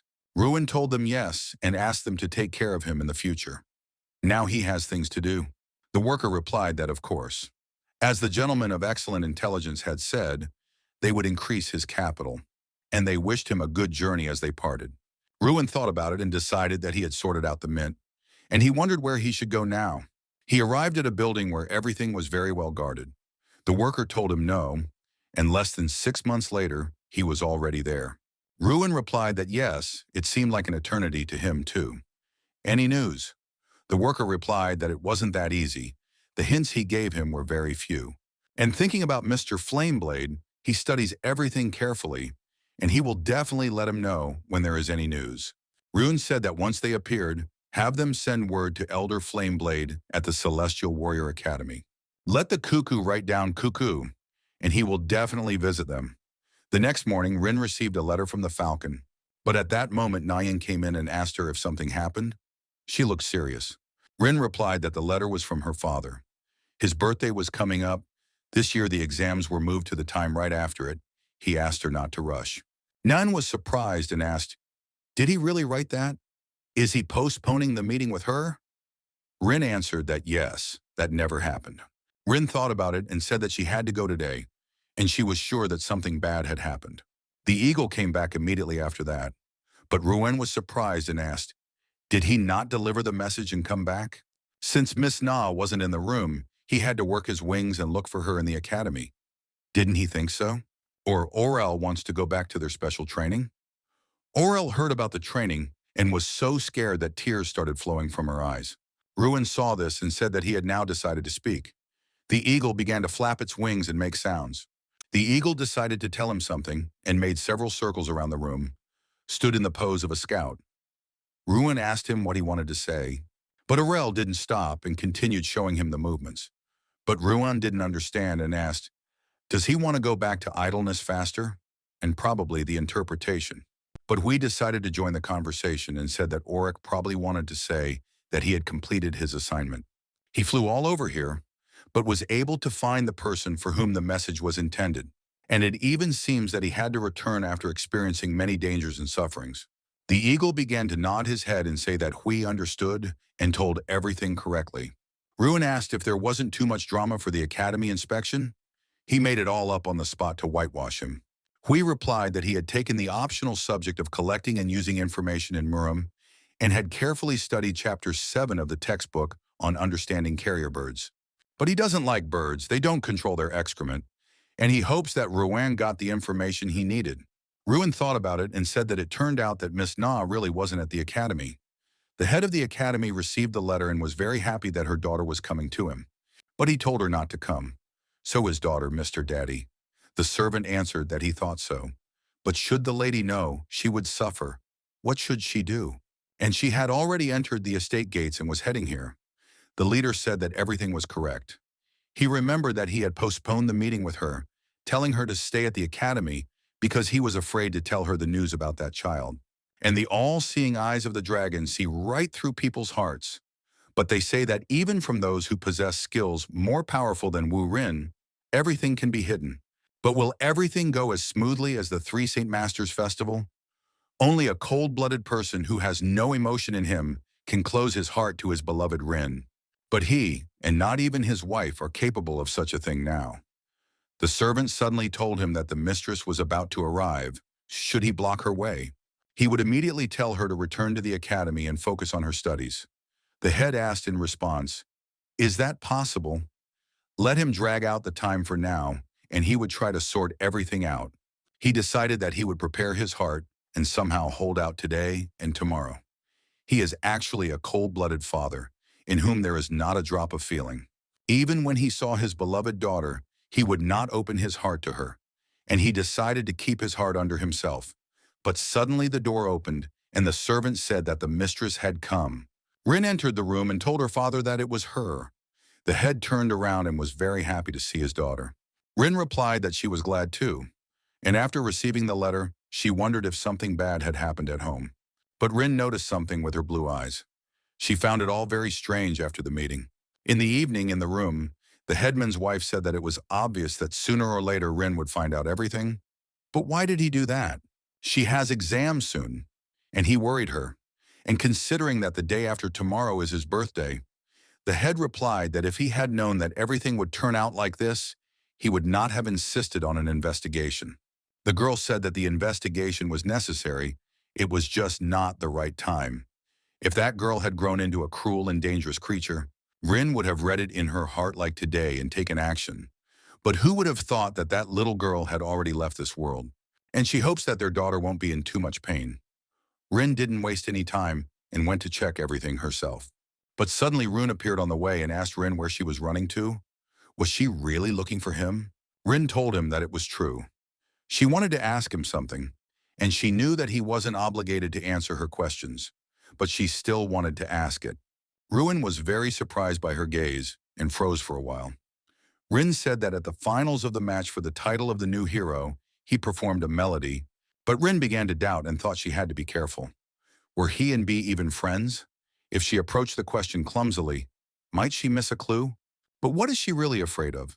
That she will rush with the question and miss the hint, or that she will hear from him and answer that she does not want to hear? The head had told her earlier that he too had a bad heart, and judging by the things buried there, the child died shortly after their departure. Rin knew she couldn't explain it, but she felt that B had definitely just hidden the traces of her existence. And the key to her. Ruin suddenly asked her, "What about the melody?"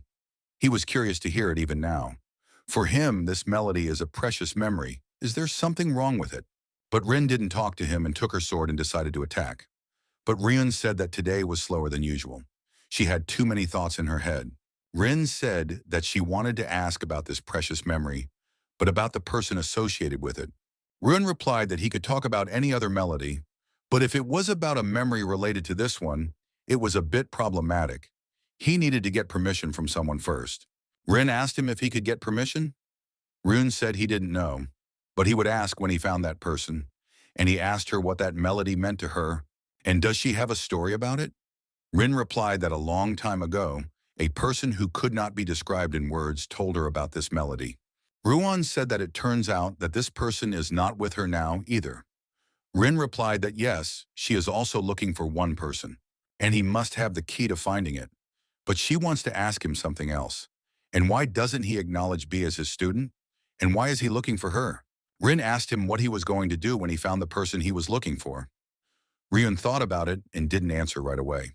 But he said that her question was more difficult than the exam questions, so he would definitely check it.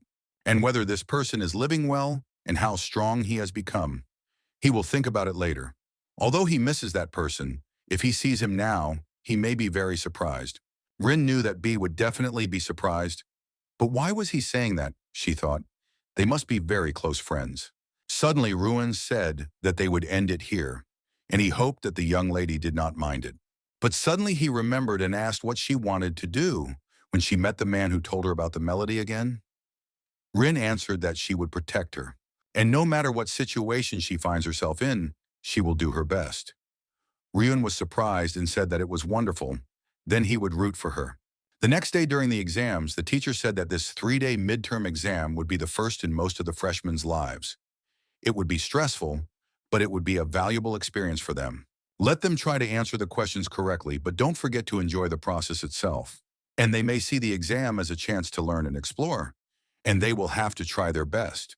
After the exam, everyone started to rejoice and exchange questions.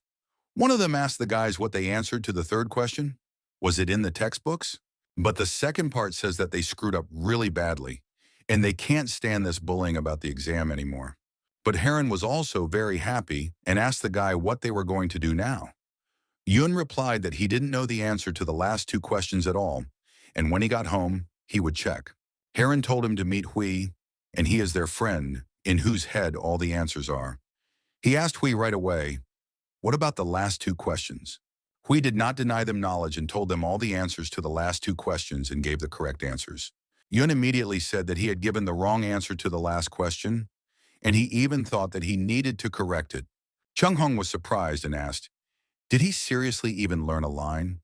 But unlike someone who uses his room, he is a real role model. Ruin said he wasn't a role model, but is that even worth mentioning? As long as the results are good, is it worth worrying about such nonsense? Heron asked him, isn't it the other way around here? The important thing is not winning, but taking part. Ruin asked in surprise, what? They say that to mock an opponent who has not achieved the desired result. He says that trying alone is not enough. He said that efforts don't count, and to ignore them even when he was broken. And because of his warped standards, he would pick on him when he achieved success, saying that he hadn't tried hard enough. Heron said he thought Ruan had a difficult childhood. Was his mentor really that strict? Chung Hong replied that he didn't know, but perhaps he became so strict because he had to deal with a fool. And after the festival of the 3 holy masters, he still thinks what is in his head, and judging by his words, he did well on the exam. Rowan asked what happened after the 3 Saint Masters festival. Did something happen? Chang Hong replied that the problem was that nothing happened, and he won the festival. And then he went and demanded from the holy masters the tag of the 3 horses. But what did he have left except money, miraculous pills, and a pretty good sword? Ruin asked if the list was not enough already. Suddenly, Heron thought and replied that he thought he knew what Brother Chang was talking about. Winning the 3 Saint Masters Festival will guarantee him fame and a future. Chang Hong said that for sure, and he won the festival, which means the Murama Alliance or the Academy will have to practically fight to take him in after finishing his training. And not only that, since he has a bright future ahead of him, everyone from big clans to wealthy merchants are trying to grab him as a son-in-law for their family. And of course, he becomes popular at the academy among the young ladies and fellow students. Chang Hong asked, "But what about him? Let him look around a little." People passing by started saying that there was that shaggy black-haired guy there, and it was so weird that he was looking straight in their direction. And this is also the lucky striker Qin, and let them pretend not to see him. Although the 7th divine sword is nearby, he is even uneasy. Yun heard everything too and said that they were going too far. He was used to this kind of thing, but Ryan was really strong, and they were still finding fault with the 7th divine sword. Ruin asked the boys, what should he do when there are so many eyes around? But thanks to him, Hui will be less likely to stick around. Doesn't that deserve gratitude? Hui replied that he didn't care about his reputation, but because of the martial arts he had used on him last time, there was nothing to thank him for. Heron said it was definitely about the Great Awakening. He dreaded to think of Ryu and using it on Hui. Chang Hong replied that the fact that such a misunderstanding was used at the 3 Saint Masters Festival was also a problem. And for people, it's not just the result that's important, but also the process. This shows how cool hard work is. Roan ignored all this and said that in the past he had already exceeded all possible limits of hard work. And anyway, he used this opportunity to get what he wanted. Suddenly, Heron asked him, "Is that thunder?" Thunder immediately fell on Ruin's hand, and he asked him what happened. Ruin listened to everything and said that it happened faster than he thought. Chang Hong asked him, "What is it? What kind of urgent news does he have? And why is his face so serious?" Chang Hong replied that it was just breaking news, not something surprising. Nothing special. The expected news was written in a strange way. Flameblade sent him a letter in which he wrote that the cuckoo is a cuckoo, and in 2 days a battle was planned between the team of Red Falcons and Blue Dragons. After these events, Flameblade immediately began serious training, but Hawk got caught in the crossfire and began to receive strong blows from his ally. The girl was very strong in a one-on-one fight. Flameblade said that they were all worthless. But suddenly Rune came and asked what was going on here. Didn't they say that in 2 days they were going to compete with the Blue Vineyard team or whatever they were called? Flameblade replied that it was true, and they were in the midst of special training now, as he saw. Rune looked at them and asked, "Is it possible in their condition, in order to fight, they first need to be alive?" But when he approached the guys, he said that it was too late. Even flies were circling around him. The Flaming Blade replied that no, he simply didn't wash. Ruin suddenly remembered and told the teacher that he seemed to have said something about a group competition. But what does that mean?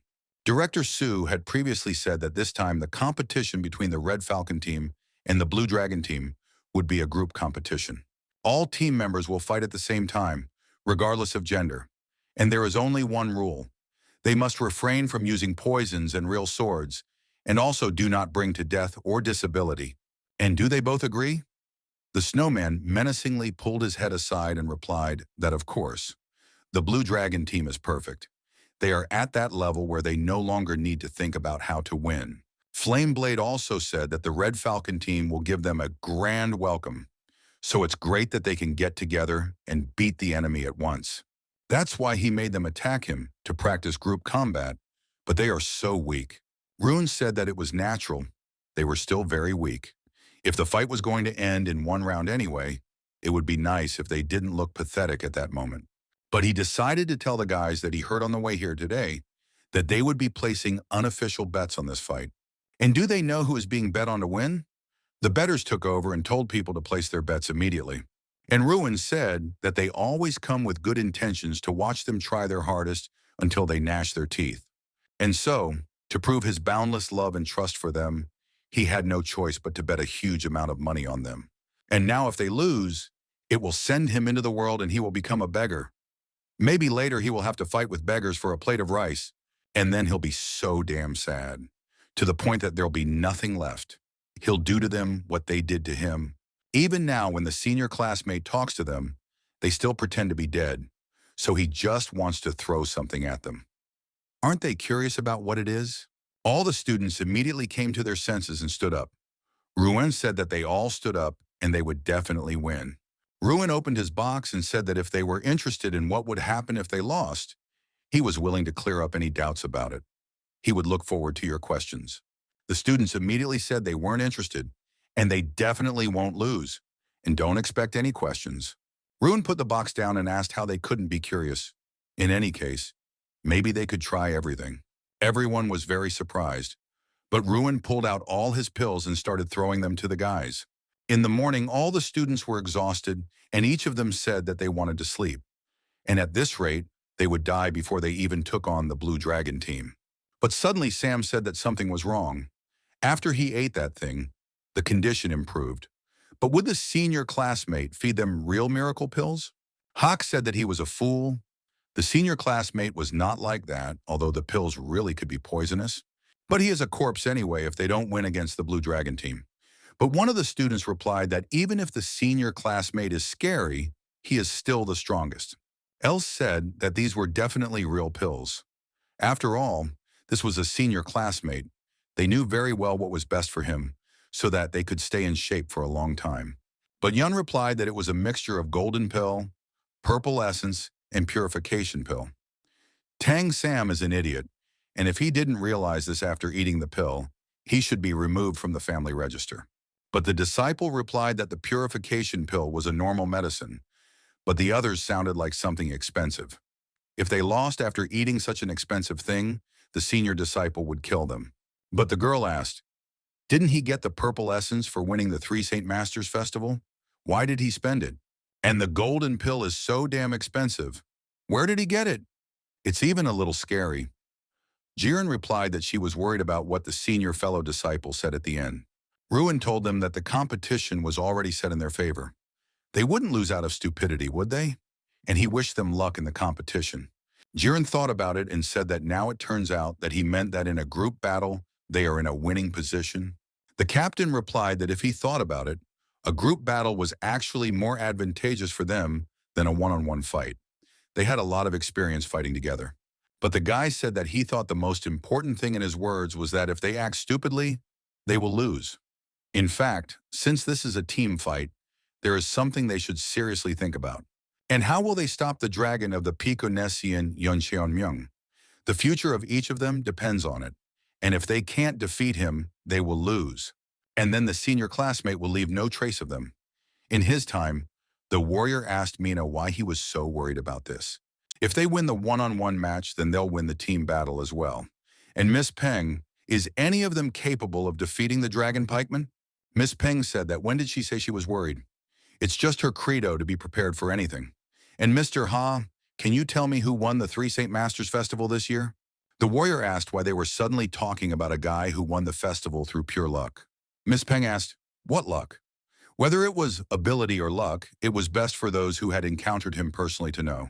And don't they know that he was recommended to the academy by mentor Flameblade?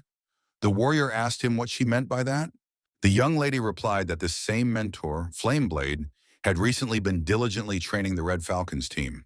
But Moan said that this festival of the Three Holy Masters was interesting in every way. In that case, she is looking forward to the battle of the Red Falcon team. And where is she going alone at such a late hour? If she was looking for pills to share with the members of the Blue Dragon team, then as the deputy, he was obliged to go with her. The young lady said that everything was too complicated, so she would refuse. The warrior asked, where did he come from at such a time? They say he got a tag for 3 horses, so maybe the new guy's coming back from the city. Right then, Ruin walked past the young lady and didn't even pay attention to her. The warrior got angry and said that this upstart was bragging. But Moen replied that Ruin's disciple also received support from the community of 8. He just passed by the head of the community. But what happened? The young lady asked him what he thought she knew. But there was no point in worrying about such trifles and running about her business. She had to hurry, so she went. Suddenly in the room, the servants were surprised by what they saw and said that it was very difficult to break. And there was also a mess in the room, but everything was okay with the captain, right? The captain stood pressed against the wall and asked, "What other good thing? Quickly clean everything up here immediately. And this guy is very disgusting. Why rerun a completed investigation?" The servant replied that, to be honest, there was something suspicious about it. The previously vague information suddenly became clear, as if someone had given it to them as a gift. The captain said that he gave or didn't give, but they should accept everything with gratitude. Didn't they know? Even if he paid twice as much, if he wanted to dig up more, he would hardly get anything. The servant asked him why he promised to reinvestigate. The captain replied that he was just pretending. After all, a girl named Rin had disappeared without a trace after her father. The next day, all the fans were happy. The referee said that the Blue Dragon team and the Red Falcon team would meet in battle.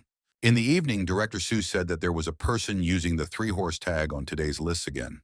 And it's even surprising that the newcomer who won the Festival of the Three Holy Masters does not come from a famous clan. But what is even more surprising is that, having received the tag of three horses as a reward, he began to increase his funds and information. But a rare specimen, looking forward to his next steps. And because of the surveillance of the third prince, he did not check, so he does not know exactly what information he collected. But if he saw him today, if Ryun went to a gambling house, he would rather cut him off than the other way around. The only thing he could have spent an unjustifiably large amount of money on was collecting information. Director Sue started laughing and asked what he was going to do with all this money and information. Create a new merchant guild or a prosperous clan? The servant replied that he would ask when he had the chance. And suddenly Sue said that thanks to Ryun's disciples, he had suddenly remembered an incident recently. The Three Saint Masters Festival had always been a celebration for young talents from the 9 factions or famous clans. But one day, an unknown disciple just like Ryan caused a stir. And his name was probably Jang Hong Sik. That student looked simple, but it was as if he had spent decades honing his skills in real battles and won with his sword filled with courage. He even had high hopes for that disciple, but he was snatched away from under his nose and suddenly sent to study as an exchange student at the Heavenly Demon Pavilion. Lately, he keeps thinking about that disciple. Chung Hong replied that it was correct. The director said that if he thought about it, then there was something else that caught his attention. As the leader of the Shadowless Squad, he probably knew about it. And also, that disciple who won the Three Saint Masters Festival got married in the Heavenly Demon Pavilion. And then he left the family in such a way that no one knows where he went. Changkun replied that he was not aware of this. It all happened under the previous head of the Shadowless Squad. And even if he did know, he had no right to talk about it. The director laughed and replied that everything was correct. He just kept thinking about those times. Therefore, after seeing the results of the last Three Saint Masters Festival, he made a decision. In the future, the Celestial Warrior Academy will have a number of new features. Including student Ryuan, 16 newcomers will be selected based on evaluations from various teachers. They will be divided into 4 groups: Heavenly Justice, Heavenly Warriors, Earthly Justice, and Earthly Warriors. And each of these groups will develop in close cooperation with the teams of the 4 gods. He will announce this in 3 days. And the team that wins tomorrow's team of battle between the Blue Dragons and the Red Falcons will lead the most remarkable group of Heavenly Justice. And for his information, this group will include 4 people: Moen Hui, Ryuen, Ren, and Chang Hong Sik. No, that's even Chang Hong's student. The judge said that now the Blue Dragon team and the Red Falcon team will meet in battle. Yun and the other guys were sitting on a tree and watching. He said that the guys from the Red Falcon team really trained hard, but he was nervous. Chang Hong told him that everything was fine. The Red Falcons team would win. They had to win. And maybe a fool had bet on them, which was what he was saying. You just have to believe. But Heron said that he heard that Ruin personally helped them. And apparently he became close to the guys because of the Flame Blade mentor. At that moment, Ryun was also watching and turned to his students. The students were all surprised at once and said that this was a voice transmission technique. What was he going to say again, they thought. Seeing their reactions, Ryun said that it meant they could all hear. The captain wondered if they could all hear their senior classmate at the same time with this technique. Ruin asked if everyone remembered what he had told them earlier, and the senior classmate believed in them. Immediately after that, he ordered them to immediately take off their bracelets and give it their all. The captain said that it was time for them to go to battle. Everyone immediately attacked each other and were ready to decide who would win. One of the elders said during the battle that he was rooting for both their community and the community of 8, and hopes that the Blue Dragon team will win thanks to their community's miracle cures.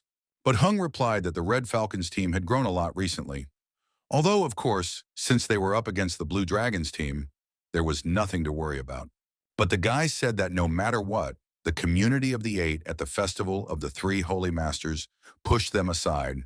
So for the future of the Kujong community, they need to show their strength this time.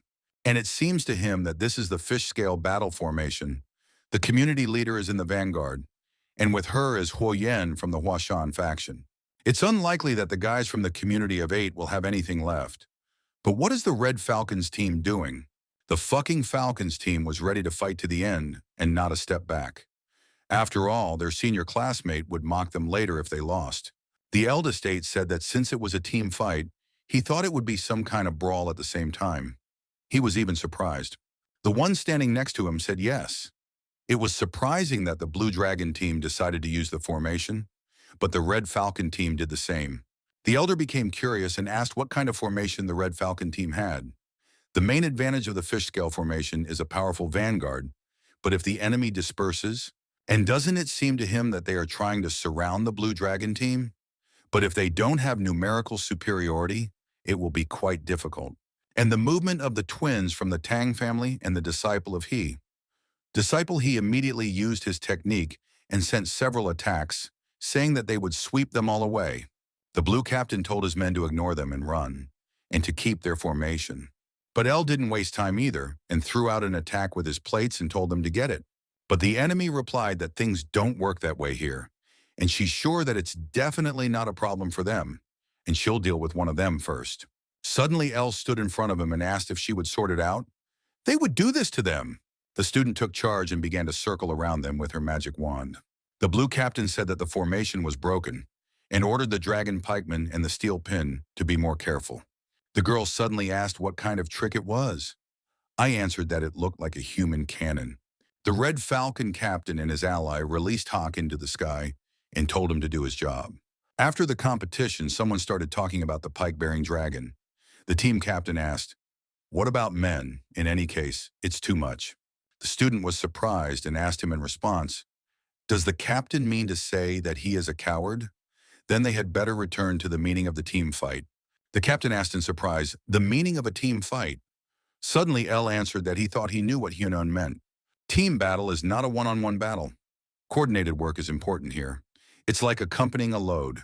You need to work out a plan to achieve the maximum result within the resources provided. During the escort, they are often attacked by bandits, but there are usually more of them. But what if there are the same number of them and bandits? The student slammed her fists on the table and said that this was absurd. They were not idiots, and there could be good masters among them. The captain replied that they weren't escorting cargo, and the pike-carrying dragon wasn't a bandit. But Sam said that if their lives are considered a burden, then the dragon pike-bearer is a robber. After all, if they lose, the teacher Flaming Blade and the senior classmate will leave no trace of them. The boy's sister was surprised and replied that even a fool speaks the truth, and indeed their lives are at stake. Since this is a team fight against a dragon pike-bearer, they can arrange a show situation. Jiren said that it was correct. Dragon Peak Bearer Meng is the strongest disciple of the Celestial Warrior Academy, famous for his record of victories. And besides, don't forget about Seiyin and Yon, who are among the 9 dragons and 7 phoenixes, and Miss Peng, the steel hairpin. Peng Ha Ren is really a difficult opponent. Such incredible power in such a fragile body. She is truly the descendant of the Holy Blade. The disciple suddenly also said that this is not incredible, but monstrous power. Have they ever seen her crack walnuts? 1 nut with each finger, and that's without even using her inner strength. And even if they combined it into the strongest technique, would it work on Mrs. Peng, she asked? The girl replied that she was no match for her. Miss Peng was very strong. She recently ran to treat her favorite horse, holding it in her arms. Elle said that in any case, she is the beloved daughter of the director and the entire Peng clan of Hebei, and also the granddaughter of the Saint Blade. So no matter how tiny she was, she probably bathed in miraculous elixirs since childhood, which is what made her so strong. But then how can they deal with the Blue Dragon team, including the Steel Pin and the Peak-bearing Dragon, one by one? Un replied that if he falls, unable to withstand the attacks of the Dragon Pike Bearer, and he will defeat the Dragon N and come to him. And most likely the Steel Pin will smash Jiren and Sansan into splinters. But El thought about it and said that in the end the group fight would end with the Steel Pin and the Dragon Pike Carrier remaining, or just one dragon. After some thought, Kopitan said that they would follow the plan proposed by Yun. But to put the strategy into practice, there were still a few issues to be resolved. The Blue Dragon team has Yen from the Huashan faction. He's good at tactics. And the Dragon Pikeman with the steel hairpin is no fool either. How can they force them into a situation that's advantageous to them? And another problem, if you follow the plan, the remaining 5 teammates will have to fight against 8 opponents. Un replied that since their lives were at stake, efforts could be arranged. Fortunately, their Red Falcon team had a wide variety of weapons and martial arts, so there were plenty of opportunities. And first they need 2 or more who will distract most of the enemy camp. The captain said that they have Tan Sam and Yon Ho. Sam replied that he was always ready. El also said that he would consider it an honor. But if Sam were to go, wouldn't it be better to use his sister instead? Un said that at the beginning of the battle, a spear or a whip would be needed. Miss Tang is very good with a whip. Together with Yen, who wields a spear, they can slash at the enemy and cause a stir. Mrs. Tan said that there was nothing to be done. She was for it. Un said that the problem was with Yen, who would see through the situation. He had to be taken out. And we still need to prevent the Dragon of the Peak Bearer and the Steel Hairpin from uniting. And it looks like we'll have to ask Huang Bo to do the impossible. But Hawk something shameful. The team captain said he thought he knew what he was asking Huang Bo to do. But what shameful thing was he asking Hawk to do? Un walked up to him and said that they were talking about him now, and he should wake up. Hawk came to his senses and asked why. During the battle, Lady Ping asked her ally what kind of trick was this. Men replied that it looked like a human cannon. The captain and Un immediately gave Haku permission to launch. Earlier, Un asked Hawk if he could be a shield for them. His job is to stand between the dragon spear and the steel spike and take their attack. But no matter how he does it, it will be a little. It will hurt like hell. Hawk immediately stood next to them and began to swing his stick. But he took all the blows on himself. The student was scared and said that if these two beat him, Hawk would pass away. Un replied that according to the rules of team battle, killing is prohibited. They know about it, so they will take care of everything. He thinks so, as he thinks whose blow is more deadly than a steel heel and a dragon of a pikeman or sabu. But Hawk is a creature that successfully survived the most terrible technique of beating with a fist 3, happiness from Sabu, and an older classmate. The captain replied that he had not. Of course, Hawk had the highest stamina of all of them, but he had been training hard for another cause lately, and sacrificing it was too cruel. Hawk thought about it and said that he would do it. They were dead anyway.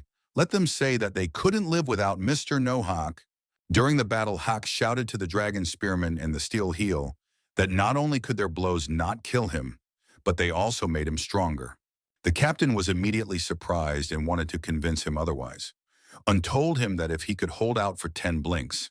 Un told the dragon pikeman and Mrs. Peng to take care of him, and now the two are tied up. Meng said that the 3 that surrounded him were of the 9 dragons and 7 phoenixes. He was glad to see them, but their reputation would be fine. The captain previously said that when the lives of the Red Falcon's crew members are at stake, there is no choice. The girl told them that they had also attacked Hawk together, and let them think that it was revenge for him. Un thought and replied that he thought the opposite, that they would like him. That's the whole point of a team fight. Men said at the moment of the battle that it was good and everything was in order. The captain immediately gave his men permission and ordered them to attack. Un and the student also gathered strength and began to attack. But Meng was not afraid and was ready for anything. Mrs. Peng also said that they were not comfortable. And why is someone surrounded by 3 but not her? Peng told Jiren that she seemed to have matured a lot since the last time. Jiren asked her if she was upset that she was here alone. But then it's not worth it, she had prepared enough. But suddenly another student came and said that she had to prepare for something in advance, so she was late and suggested that Peng take care of her. Peng started laughing and said that it was even better that way. But she didn't even know who that girl was next to Ji Ren. Did they think that the two of them would be enough against her? En introduced herself to her and said that there were not two of them, but three. Peng was surprised and asked, "Three? Who else would come?" Peng immediately looked to the side and saw a guy. He introduced himself and said that he had arrived before Yon, and his name was Huang Bojin Gon. Peng laughed and replied that she had goosebumps. But it was still not enough. But since 6 people had gone to them with the Dragon Pike Man, and the boy from the beggar gang was already out of the game, how will the remaining 3 members of the Red Falcons team deal with their 8? It will even be interesting to watch. En said that there were not 8 people left on the Blue Dragon team, and there were not 3 left on the Red Falcon team either. Gon also said that everything was correct, but Hawk wasn't out of the game. He just fainted. Peng asked them, "Is that how it is? Then they better finish it quickly and she'll go and take a look." Peng gave them permission to attack her already. At this moment, Hawk was lying next to her, unconscious. But the battle was still going on nearby. A few hours later, Hawk came to his senses and said that he knew the dragon's blows were useless, and he only got stronger in the end. Ruin and Flameblade looked at them from afar and asked the student what the hell they were doing. Hawk was badly wounded and knew that this place was a brutal battlefield, and many had already fallen. And it can't be, he's too late. There are beads from the abacus lying around. Judging by the traces, strong and confident blows were constantly being made with the shaft of a spear. And apparently this was done by the idol Yang after the attack of the Fat Man Jim. They are all cowardly people. And they were supposed to leave this softy to him. But if he doesn't hurry, they'll put all the weaklings down. But suddenly he realized that he hadn't told the boys this because he was afraid of losing face. But he knows him well. This devil, he definitely. But in order for him to survive, he needs to quickly find some survivor and deal him the final blow. Hack started looking around and realized that there was no one here. And why are all these pigs lying around in one place, he thought? There should definitely be Fat Guy Jim among them. But now they all look so similar that you can't even recognize him. But if you look closely, you can see the difference. But he doesn't want to look at them. That familiar smell of dirt and poverty, he could recognize it even with his eyes closed. Elder Ju Tai Nam, a tramp and outcast from a gang of beggars who had joined a club of bad people. Hawk started insulting him and said that this idiot does not deserve his title. Apparently he escaped the fat man's beads and got under the hot foot of the idol Yang. And judging by the direction of the trail, he was heading there. At that moment, El shouted to his partner that he would take charge of everything here and that she should go on. Hack noticed that the idol, as planned, went to the steel pin, and the fat guy stayed to finish off those grazing the back. And these two beat each other up pretty good. Judging by how much resentment and hatred they took out on each other, they and the fat guy are real enemies, which means it's Quan So, who also placed bets in the master appraisal community. Besides, his silk robes, although they look tasteless to his beggar's eye, are damn expensive. Hawk lifted El and shouted, it was definitely him. He was very upset and asked him to get up. After all, he is the only one who should not be lying in such a place. Hawk threw him to the ground and realized that now the only allies left were he and the brother and sister from the Tang family. But there are 8 people in the Blue Dragon team. 3 of them dropped out 100%. And having found another body, he said that it was not one of the Thanes, therefore one of the Blue Dragons. But why is he lying so far away? Hawk kicked him and said that he was injured. He turned the body and realized that it was the 4th in the Blue Dragon ranks, Xie Ying, the flying dragon of the 7 swords.